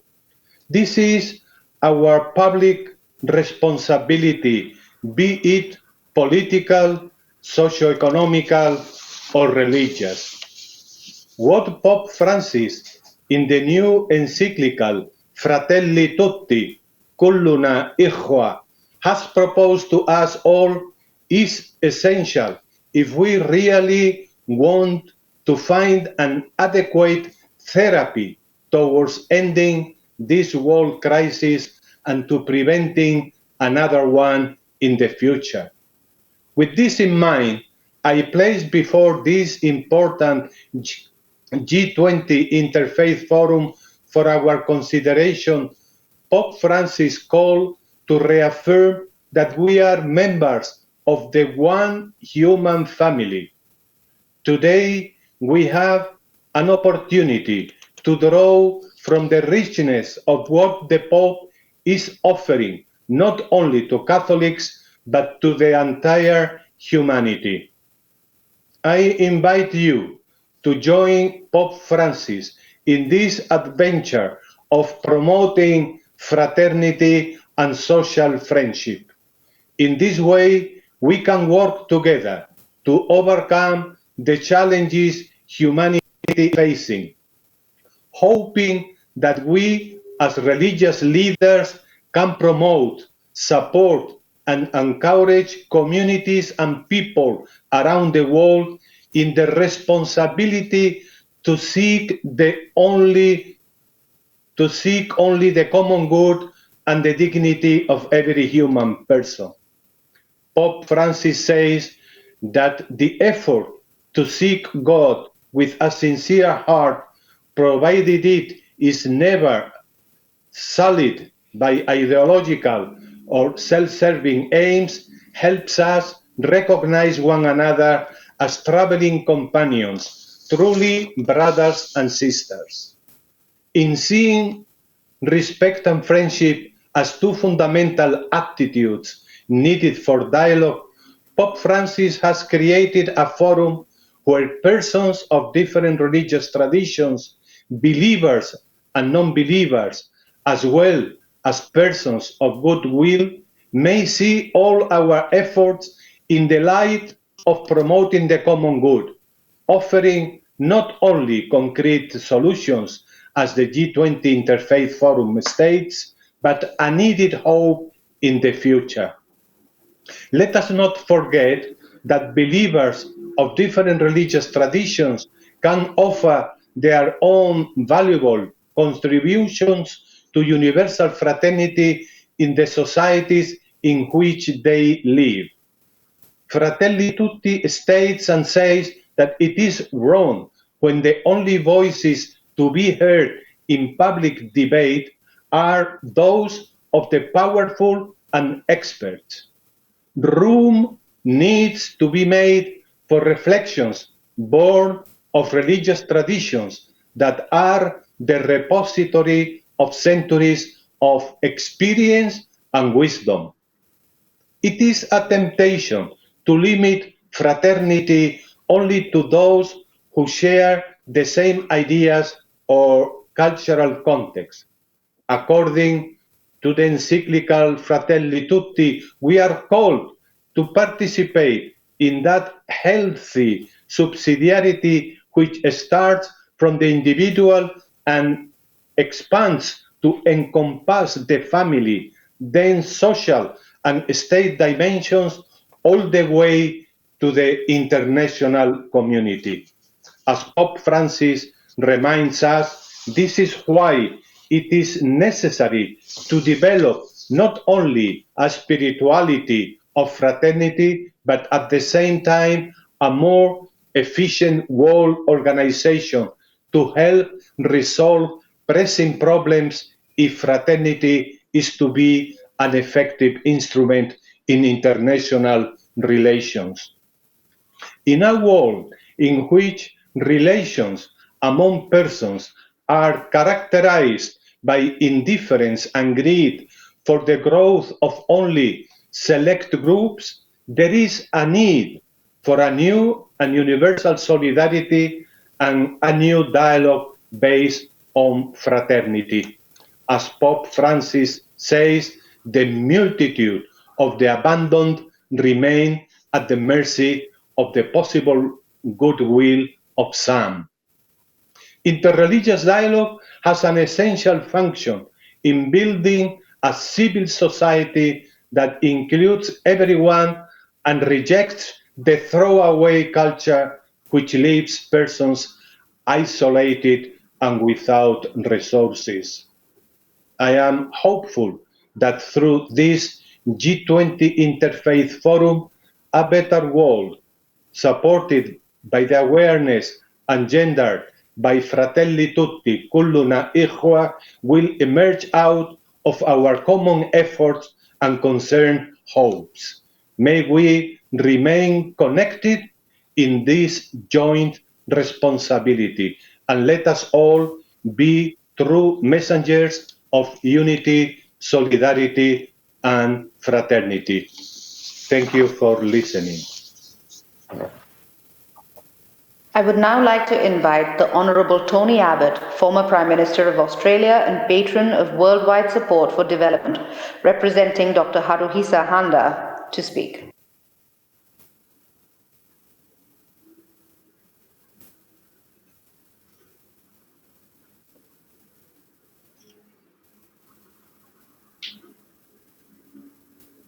Mr. Abbott, I think you might still be muted. Perhaps if you could open your microphone. Sure. Let's do that.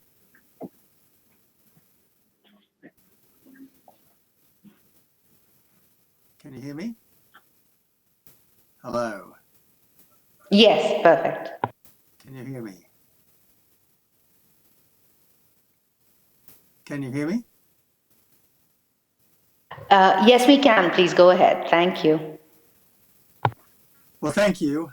Excellencies, ladies and gentlemen, I am speaking tonight in my capacity as a friend and associate of Dr. Haruhisa Handa, who sponsored last year's G20 Interfaith Forum in Tokyo.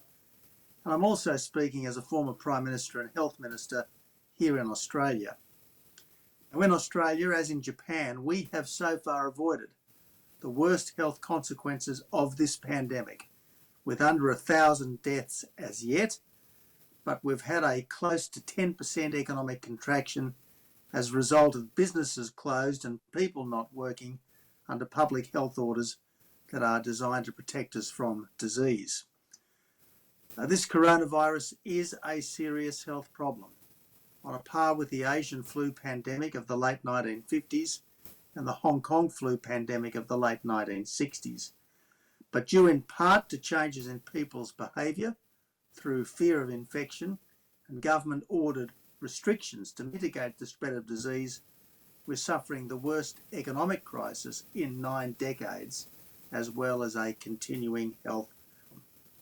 Now, the health problem is being addressed through better treatment, which is causing death rates to fall dramatically, even while new infections spike in Europe and elsewhere, and it may be further ameliorated through the discovery and availability of an effective vaccine.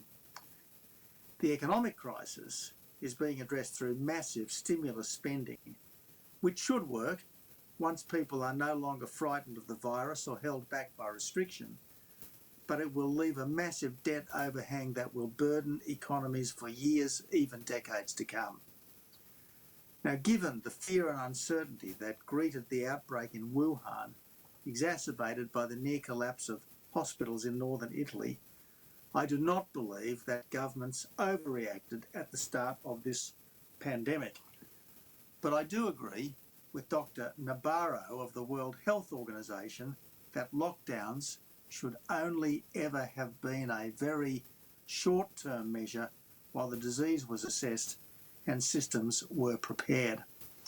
Now that the world has had more than 6 months to consider this virus, government's best role is to ensure that health systems can cope and that the very old and the very sick are protected, but otherwise to let people make their own decisions about the risks they are prepared to run. Because while there's no doubt about the serious health impact of this virus, there's also no doubt about the health impact of the lockdowns and other restrictions imposed in response on mental health, for instance, and on the deferral of treatment for other deadly diseases through fear of infection. Then there's the fact that the main economic burden of the pandemic-driven restrictions has fallen on poorly paid workers in the private sector and their families, and the sooner their employers are free to return to normal, the better off the economically vulnerable will be. So, here's the question: what religion and religious leaders bring to this issue? First, a sense of perspective.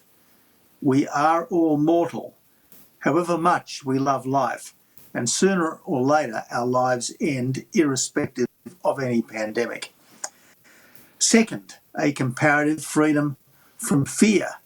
Sure, it's only human to be anxious about the unknown, but for people, death is not the end. It's merely a transition. And third, a readiness to put ourselves out for others despite personal cost, because the purpose of life is to give glory to God as well as to be our best selves. One of the most distressing features of this pandemic in many countries has been the closure of places of worship, just when the theological virtues of faith, hope and charity have been most needed. Faith in a God who loves us, hope in a better life here and in the world to come, and charity for all people of goodwill.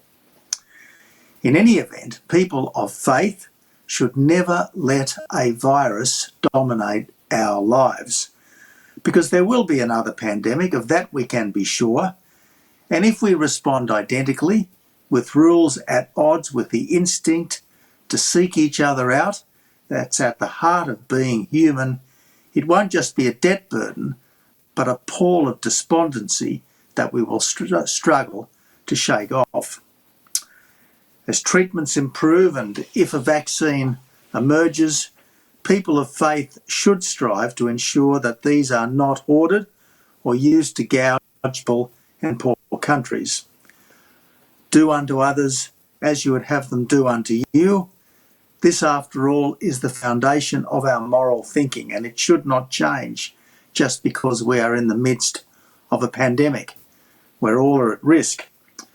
So again, I bring greetings from Dr. Handa, who has been supporting interfaith dialogue for decades. And finally, I hope that fear of a virus will never again prevent a forum like this meeting in person so that we can best learn from each other. It's wonderful to be with you, and again, let's meet in person next year.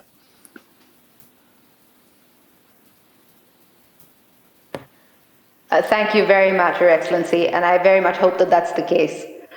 Our next speaker is His Eminent Sheikh Dr. Shawki Ibrahim Alam, the Grand Mufti of Egypt and President of the General Secretariat for Fatwa Authorities Worldwide. Your Eminence.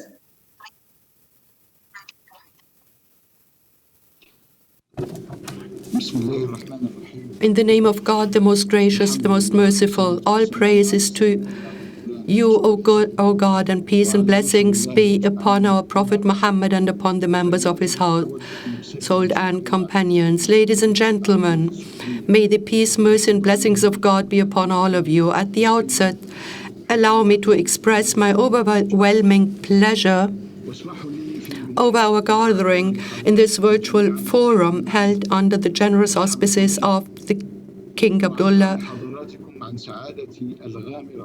bin Abdulaziz International Center for Interfaith and Intercultural Dialogue. And let me express my gratitude to the Kingdom of Saudi Arabia for hosting this meeting. Let me also thank His Excellency Secretary General Faisal bin Muaammar, Secretary General of KAICIID. Let us all, leaders, individuals, and institutions, cooperate to participate in the G20 Religious Values Forum. This forum is based on fundamental issues of concern to all humanity within the broad framework of the United Nations Goal of Sustainable Development. Each issue reflects the extent of the impact of every event and incident occurring in this world and of every action undertaken towards progress and development. The reason for this is that the entire world has literally become a small village. Therefore, anything that happens, no matter how fleeting or localized, breaks barriers and impacts even the remotest parts of the world. Perhaps the outbreak of the novel corona pandemic is the greatest testament to this contemporary phenomena, since we all have come in direct contact with its consequences and observed its effects. This, as well as other intellectual, social, and health pandemics, represent shared challenges that require us all to open channels of direct dialogue with each other in an effort to find solutions to problems facing the world. We need to establish a dialogue that doesn't turn into a unilateral communication aimed to defeat the opposition. Rather, dialogue should be an attempt to understand the other, to build bridges of understanding and cooperation in application of the will of God Almighty, who created us nations.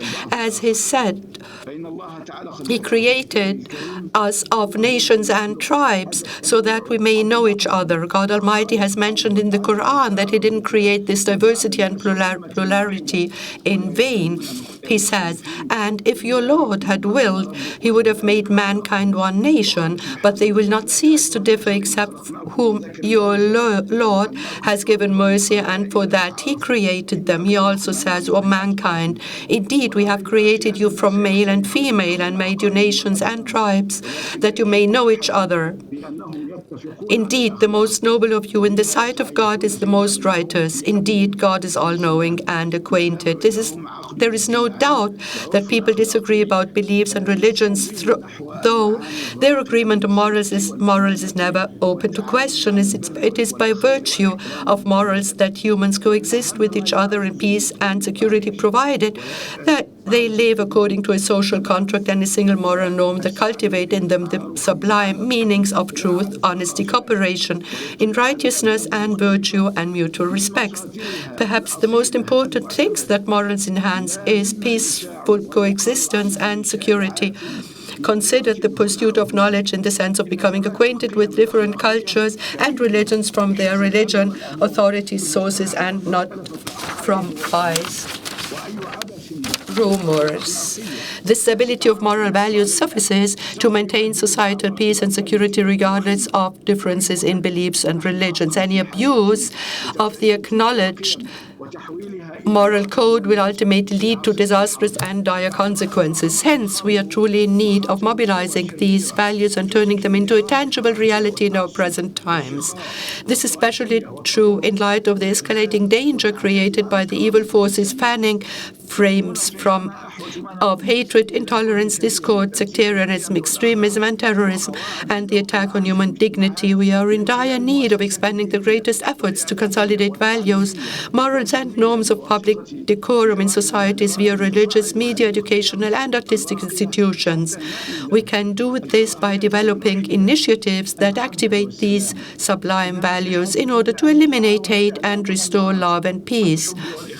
We are in dire need of having our contemporary media cooperate in fostering love and fraternity and not in spreading hatred and stoking the fire of division. We are in dire need of having our contemporary educational system train students, both young and old, to achieve complementarity through accord and harmony and in spite of their differences. We are in dire need of having our institutions promote peace, love and dialogue in both word and deed. In this regard, scholars of Islamic have undertaken the responsibility of promoting the true image of Islam, which we hope will provide the world with a better understanding of the principal values and loved manners of Islam. Our participation in this year's forum comes in this context.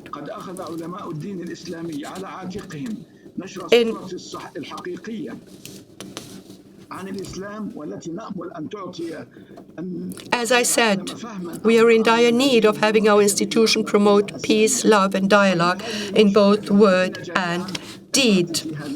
Also, as mentioned before, we, being scholars of Islamic law, it's our responsibility of promoting the true image of Islam, which we hope will provide the world with a better understanding. Ladies and gentlemen, Egypt's Dar al-Ifta has sought to move in swift paces to promote unity, consolidate fraternity, and eliminate hatred in the field of fatwa issuance. Towards this end, we have established the General Secretariat of Fatwa. Authorities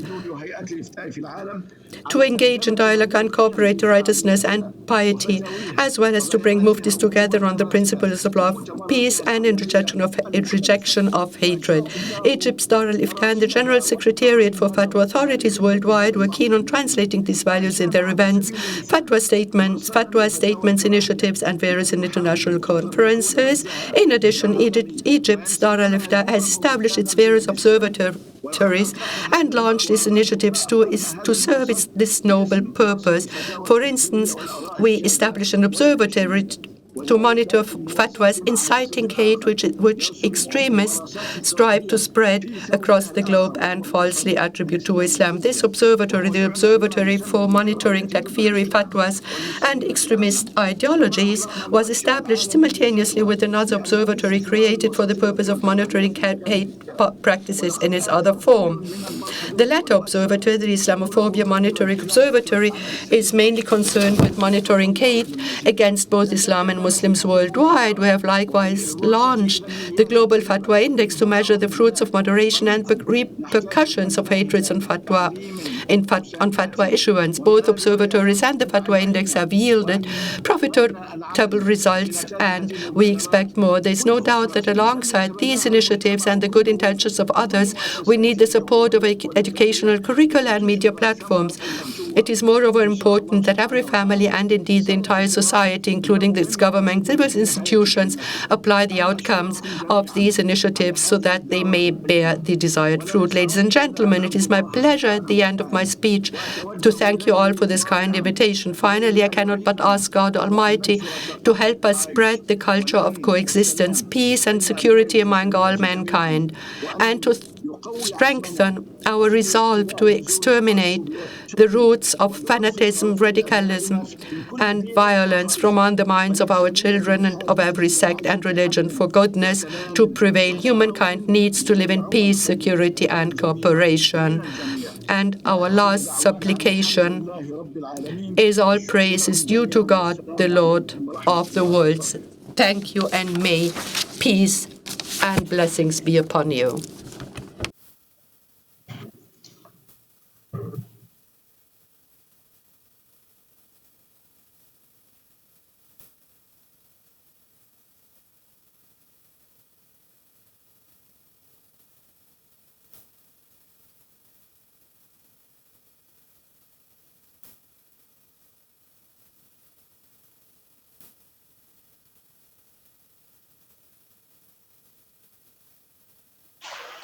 Our next speaker is Dr. Kezavino Aram, Director of the Shanti Ashram and member of the KAICIID Board of Directors. Dr. Aram, please.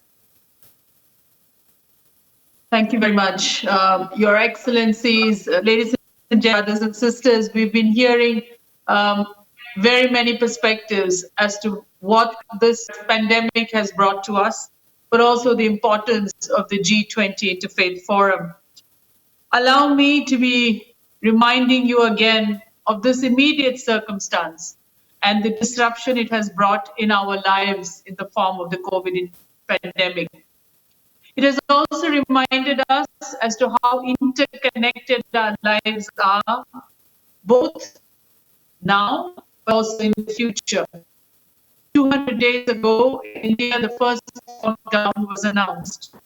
And as we continue, we have seen that this public health crisis is really accompanied by an economic collapse, a crisis, a learning crisis for children like never before, and also a deepening impact as far as gender is concerned.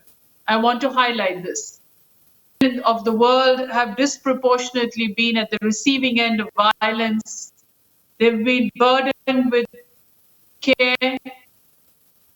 They've also had to face at times invisibility in the agendas of countries and communities alike. But in the midst of this, we have heard the call for solidarity. And this call for solidarity is not just by the surrounding pandemic that has touched almost 188 countries. It is not from the everyday change that stares at us and our every movement. This call for solidarity emanates from a deep and ancient wisdom that our faith brings to us. The wisdom that we are interconnected, and the wisdom that our actions, both individual and collective, have direct consequences. My colleague and the President-designate of Rissho Kosei-kai, Kosho-san, spoke about this. She spoke about the sense of satisfaction. In the Hindu tradition, we also speak about the value of ahimsa. In normal time, ordinarily, we reduce the meaning of ahimsa only to not hurting anyone or not killing something. The great master of my tradition said, when you look at the same value very deeply, you must understand that ahimsa really means to be in harmony and at the forefront of caring for the entire creation. This ecosystem of true ahimsa and the value of non-violence leads to. Mahatma Gandhi, the great saint philosopher and reformer, presented this to the world in a political space. He presented it again to the people of India when the people of India wanted to look at a future that was different from the past. This is what I want to present as the thought for this evening's sharing. The idea that our traditions offer values and reimagine the future in a different way. Value of seeing one's actions, but also seeing that one's needs is beyond just the immediate needs of an individual. That this assimilated wisdom over centuries in our vision compels us to look at our needs all the time, even when we look at individual needs. Therefore, I was part of the Asian consultation organized by KAICIID. I was reminded about the importance for faith leaders and faith institutions and perspectives to be brought into this larger space of decision-making at the level of the government. We spoke about diversity in Asia. We spoke about how the voice of the marginalized could be brought to the governance structures, not only by governments, but by people who represent values and the experiences of people at the ground level. I think the call from Pope Francis today is in that direction. As leaders of humanity, how can we draw upon our traditions to present it for collective practice? Therefore, I feel, and to paraphrase the words of my colleague, Dr. Catherine Marshall, the G20 Interfaith Forum reflects this remarkable partnership, crossing continents, cultures, ideologies, and religious traditions. In the midst of the pandemic, we are grateful to the Kingdom of Saudi Arabia and the organizers, including KAICIID, to which I belong, for bringing us together to think not just of the immediate challenges, but how is it that we will build back better? How is it that we will find values that will shape our future decisions?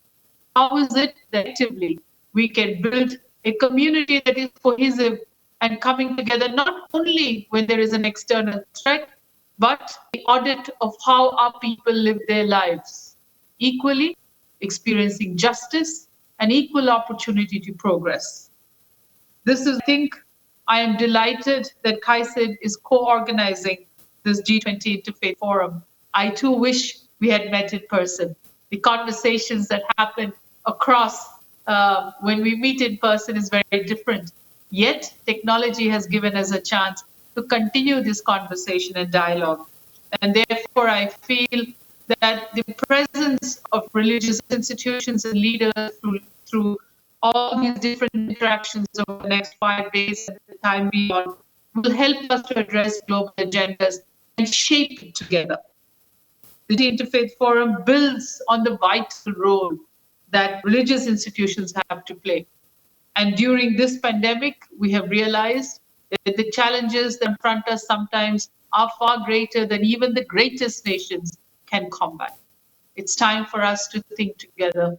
It is time for us to live the values that our traditions have offered us and to bring these values in the center of concrete action, but also policies that affect not just countries and continents, but affect us all together.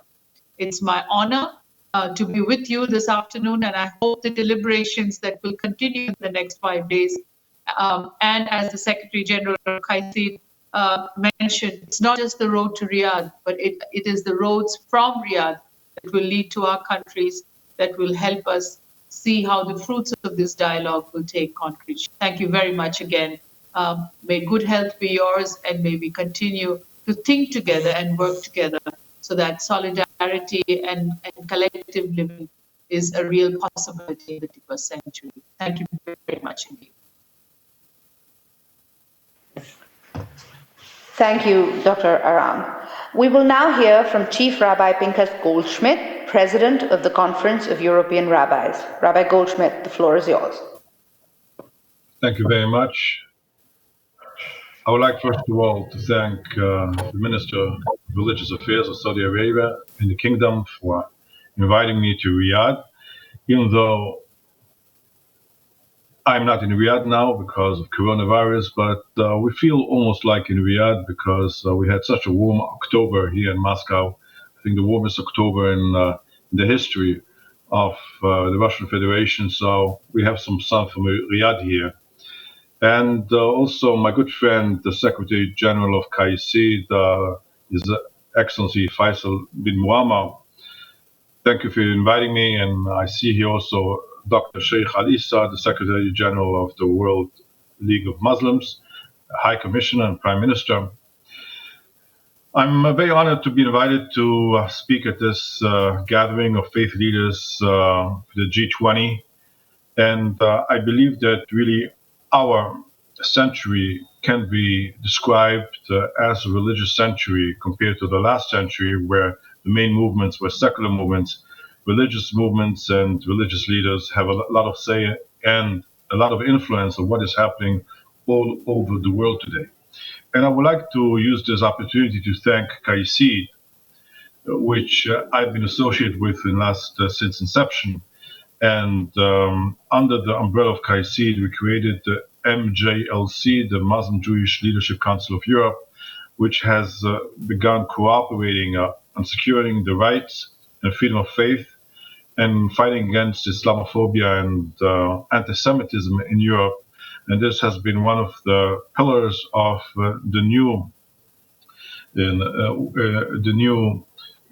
work done together by Jewish and Muslim faith leaders. My dear friends, since World War II, the world has not seen such a predicament and such a challenge as today. The world is suffering, as the Prime Minister said, not only from a health crisis, not only from a pandemic, which is changing and impacting everyone all over the world. The world is suffering from a great economic downturn. A lot of people are affected. There's a lot of hate in the street. and discontent. Many structures of many states have been weakened, and rising racism, intolerance, and hate all over the world. And this has been augmented by social media, which has run uncontrolled, disseminating hate and racism all over the world. We just have to remember the attacks against houses of worship, against a mosque in New Zealand, and against synagogues in the United States, which were used live streaming on the internet and the social media.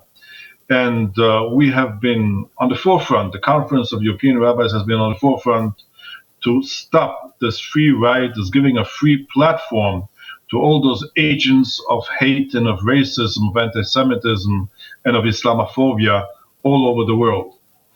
And in this respect, we also would like to convey our support from the Jewish side to Pope Francis and to the Imam of Al-Azhar signing the accords in the United Arab Emirates last year, and with the new encyclical of Fratelli Tutti, which has been issued by the Pope, and that the brotherhood of mankind, this is actually very much in the spirit of the Bible, which has been the inspiration to the three Abrahamic religions, and which we in the Jewish community, we're starting this coming Sabbath. We're starting a new cycle of reading of the Bible, starting with the story of the first two recorded brothers, Cain and Abel, and the first recorded murder and political and religious war between two brothers, between Cain and Abel. And we lived in a world throughout history of conflicts and wars between different faiths, different religions. And today we're happy to see that thanks to this initiative of the Interfaith G20 and KAICIID and other organizations in the UN, that religious leaders have become agents of peace, agents of working together, and not agents of hate. We are experiencing in Europe especially a new rise of racism and intolerance, and also infringement on freedom of faith against the Muslim community and against the Jewish community, restricting halal and kosher meat production and circumcision. And we're working together with all people of faith, Christians, Muslims, and Jews, and also people of no faith, to maintain that the foundations on which Europe has been founded after World War II, of which one is human rights and freedom of religion, should be maintained and should be continued, because without that, there is no future for the European project. I must also mention that this last peace initiative, which here inflicted the region of the Gulf region between Israel and the United Arab Emirates and Bahrain, which have been called the Abrahamic Accords, show again that these accords were only possible because of the religious umbrella, of the religious common history and common denominator of all of our nations, which made this peace accord possible. And I hope very much that in the future we'll see peace between all the people of the Middle East, including the Palestinians and the Israelis and all the Gulf nations, and we will be able to work together towards peace and fighting this pandemic and these economic difficult times which are upon us and which are waiting for us in the future.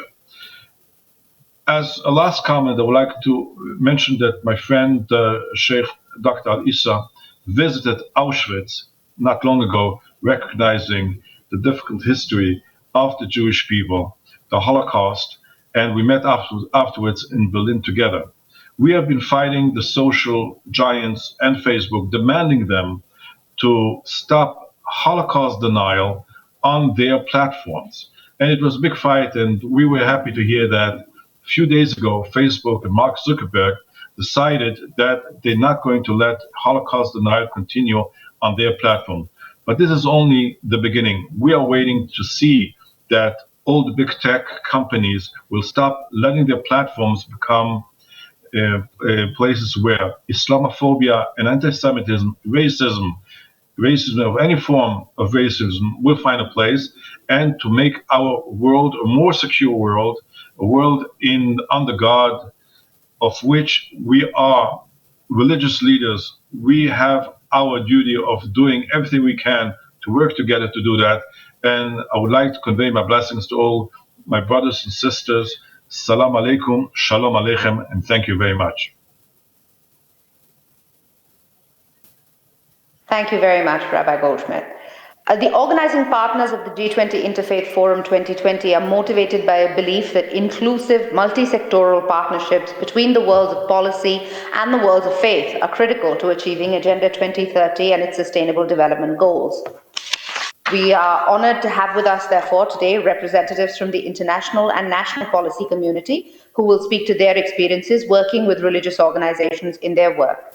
I would now like to welcome His Excellency Dr. Yusuf bin Ahmed Al Uthaymeen, Secretary General of the Organization of Islamic Cooperation.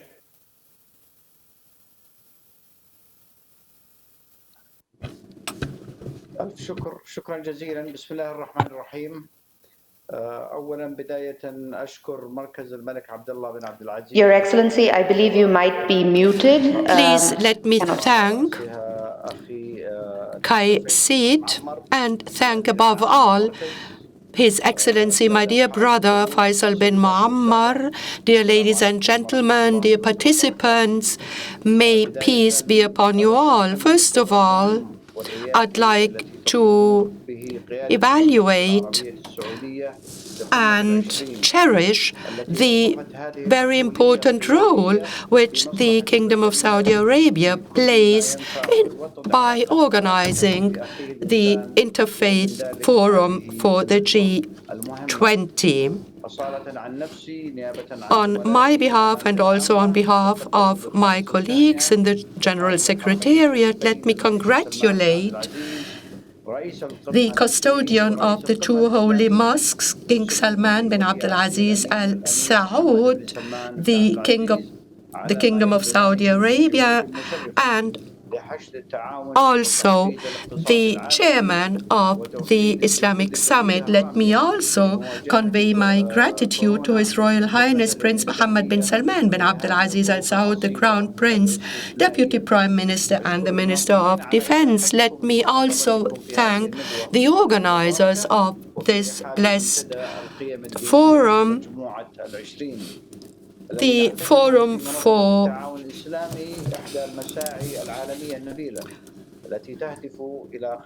this very special interfaith forum of the G20, which comprises many of the religious leaders of religious institutions, because a good cooperation between religious institutions and social institutions, as well as working together with policymakers, shall crystallize the concept of a better understanding and of the values of peaceful coexistence. This, in the end, shall foster sustainable development, peaceful coexistence, as I said, and have a positive impact on cultures, religions, and civilizations. Now, this forum, of course, is organized in an unprecedented situation in the history of states, of people, of international organizations. It dictates a very special situation on us. It dictates the reality of COVID-19. And we in the Organization of Islamic Cooperation, which is, of course, according to a charter, a political institution, we know the importance of dealing with international challenges in regard to COVID-19. And we also value and are aware of the very importance of working together, of the contributions of religious leaders and religious institutions in order to bring together opinions of people and narrow the gap rather to widen it, in order to allow tolerance, solidarity, and plurality to prevail. Also today we stand on a threshold which lets us look into our steadfastness and also and measure our cooperation in order to be able to measure the importance of our solidarity in this very special situation, in order to be able to relieve as far as possible the destructive results and impacts of the pandemic, and also allow the most vulnerable state to remain steadfast and to recover. And in this framework, and in order to make religious leaders participate, the International Islamic Fiqh Academy organized on the 16th of April 2020 a fiqh seminar on fiqh and medical aspects of the pandemic, not only from the religious perspective, but also from the medical perspective.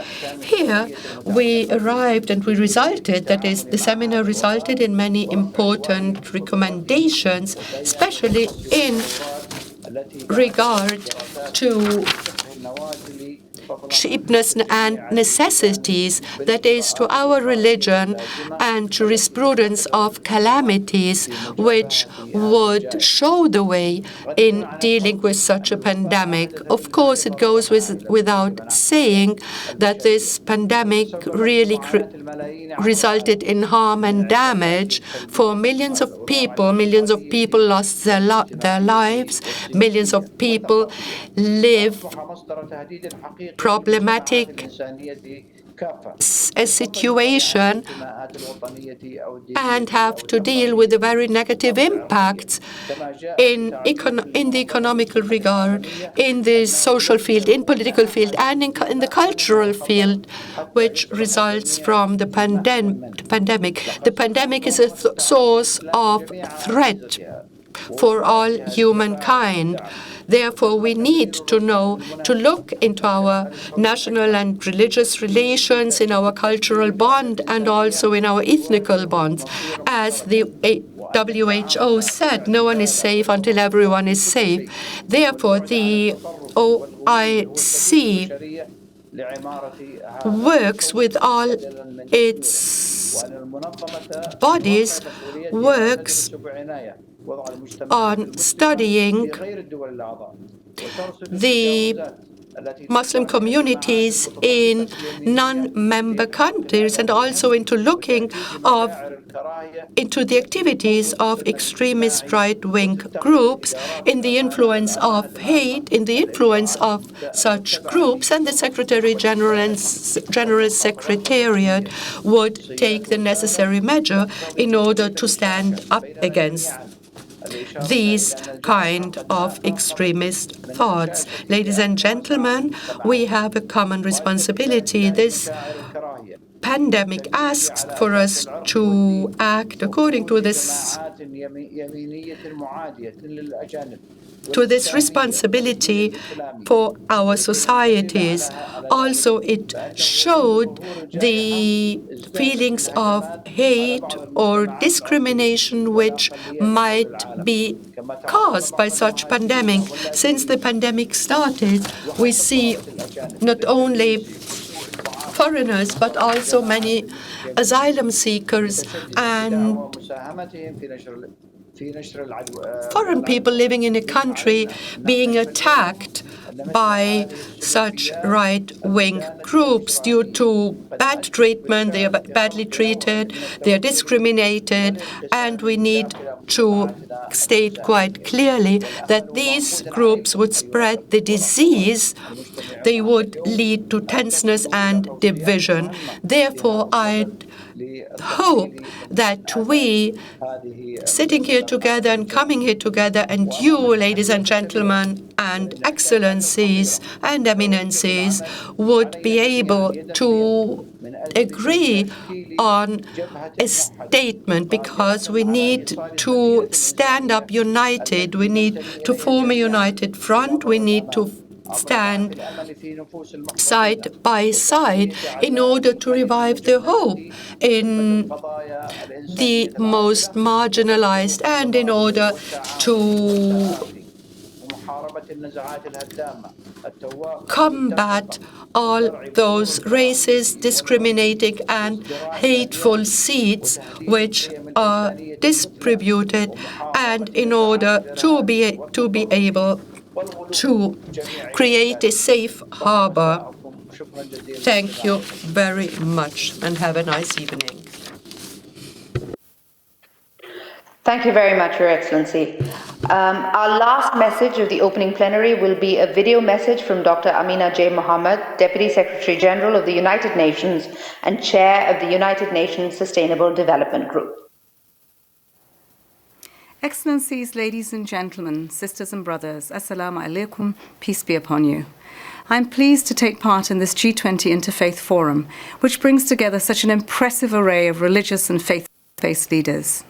I thank the organisers, the G20 Interfaith Forum Association, the National Committee for Interfaith and Intercultural Dialogue of the Kingdom of Saudi Arabia, the International Dialogue Centre, and the United Nations Alliance of Civilizations.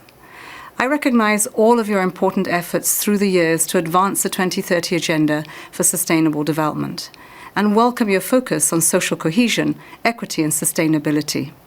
This is particularly timely. The COVID-19 pandemic is testing us all. Our social fabric is being stretched as the threads begin to fray in every corner of the globe. Inequalities are growing, divisions are widening, livelihoods are being lost in the millions. Climate change is not on pause, and we see ever-rising assaults on cultural diversity, religious pluralism, and human rights around the world, and the resurgence of anti-Semitism, anti-Muslim bigotry, hate speech, racism, xenophobia, and other forms of discrimination. The 2030 Agenda for Sustainable Development charts a way for a response and a recovery that can overcome these challenges. It is a blueprint for people and for planet. It provides a framing for a health response and tackles the socioeconomic impacts. But realizing the 2030 Agenda and ensuring a global response to COVID-19 takes commitment and courage. It takes understanding that in order to solve big challenges, we need to come together. There is strength in diversity, and we need solidarity now. All of you represent that understanding and the values that are so deeply rooted in all faiths. Values such as inclusion, social justice, and leaving no one behind. For my own faith of Islam, I draw strength from a hadith by the Prophet Muhammad, peace be upon him, that speaks to our times. The hadith includes a reflection of seeing believers. I quote, showing love among themselves and being kind, resembling one body, so that if any part of the body is not well, then the whole body shares the sleeplessness and fever with it. The COVID-19 pandemic has demonstrated our interconnections, but also our fragilities. Our world is like one body. As long as one part of it is affected by this virus, we are all affected. Thank you for coming together to heal. And I also thank religious leaders for supporting the appeal of the United Nations Secretary-General, Antonio Guterres, for a global ceasefire. Today's event provides an excellent platform to advance all those efforts to repair and to rebuild our world. I encourage you to utilize this forum to leverage your strength in diversity. You have joined together from many faiths to reaffirm our shared faith in humanity. In shaping hearts and minds, you are also shaping the better world we need, a world that is more inclusive, resilient, and sustainable for all. I wish you all the very best. The United Nations stands with you. Thank you. Ladies and gentlemen, that concludes the opening plenary session of the G20 Interfaith Forum 2020. After a brief break, we will reconvene at 7 p.m. Riyadh time for 3 concurrent panel discussions focused around the topic of countering hate speech and the use of social media as a space for dialogue. But before we go to the break, I would like to invite KAICIID Senior Advisor Mohamad to provide an overview of our program over the next few days. Thank you very much, Mohamad. Thank you. Thank you. Thank you, Nayana. Thank you, Nayana, for doing all this work. Your Excellency and honorable speakers and participants, a greeting to you all. Let me begin by thanking you and acknowledging all our honorable speakers who have delivered to us a very strong set of diverse messages of peace. These messages were based on the principles and values of shared humanity and connectedness. Although from different perspectives, languages, and background, they all call for us to work together to overcome the global challenges facing our globe today. This exact spirit, the program of G20 Interfaith Forum has been prepared by the 4 partners who have invested at least a year on this task, in the context of uncertainty of virtual versus physical format for this meeting. As a result, you can imagine how excited and eager we are that this event has been launched with such an interest around the world as well. I'm hoping to take a few minutes to review and highlight the primary issues and the question that in the next 4 days we're going to be tackling them. In our opening plenary and the parallel panels discussions that will follow, we aim to emphasize the following. 1, we hope to contribute to creating an ongoing sustainable space to convene policymakers and religious actors and the stakeholders. We think this is essential to bridge the gap between them. We agreed as a partner that in every session we will have such a representation of policymakers as well as religious stakeholders. Second point, there are 4 main plenaries, and in addition to the opening and the conclusion. They focus on the religious actors' role in responding to COVID-19, on empowerment of women and youth, and vulnerable people and vulnerable communities, including all segment and marginalized communities. Religious action to address the threat of climate change and commitment of faith network to disaster risk reduction. Now, every day after each of those plenary, we have 3 parallel discussions which will take place to delve deeper in examining the discussions and the role of religious and policymakers in addressing these topics, including social cohesion and peace building. The reason why we have chosen these topics are not really random or casual.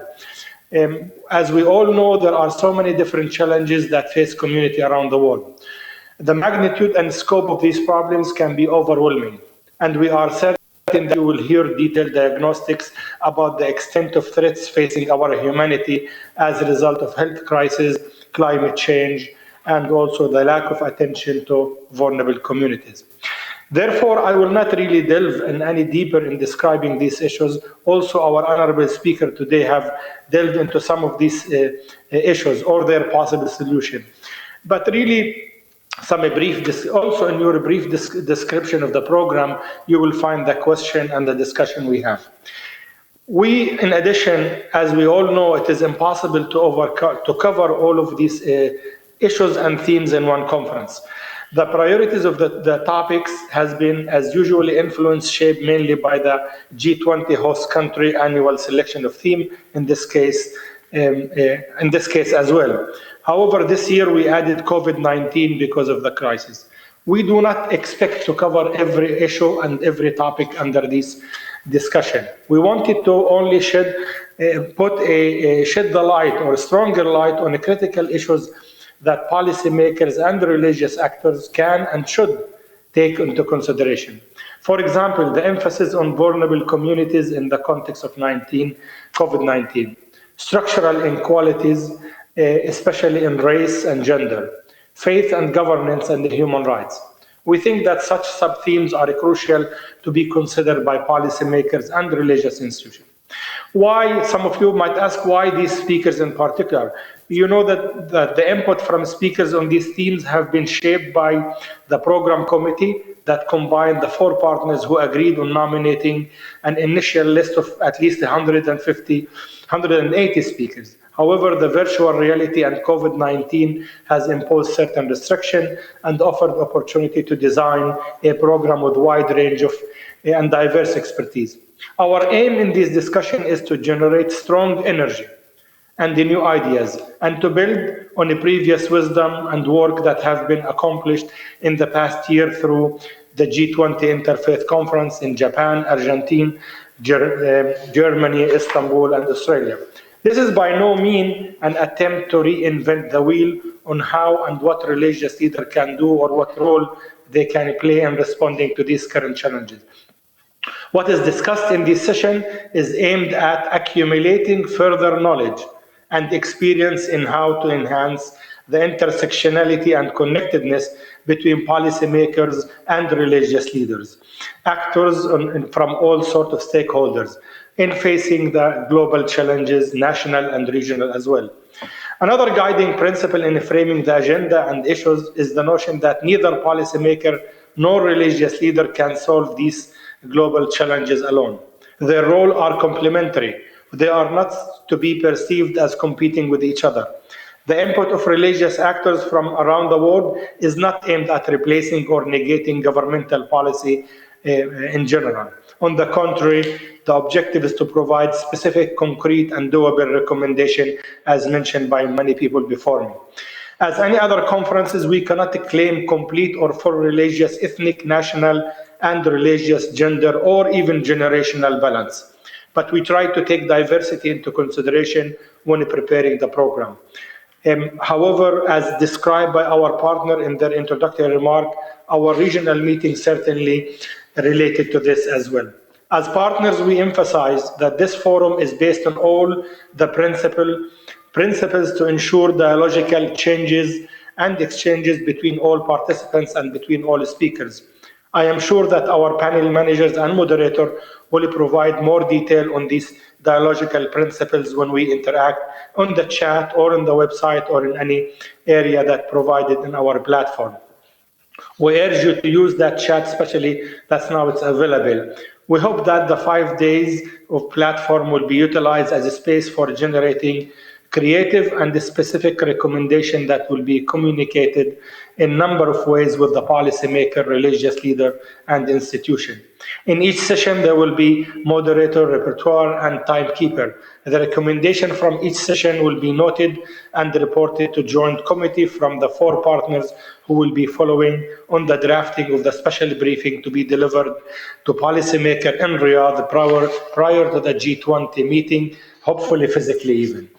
We encourage you to be creative and think out of the box in engaging with each other in this virtual space of 5 days. We need the positive energy and the stamina to join, explore, listen, and deepen our understanding of these complex issues and the challenges that face all of us. Finally, indeed, our tasks and challenges in the field of interfaith peace building and development are enormous, and all humanity is going through waves of pain and suffering due to our common health crisis.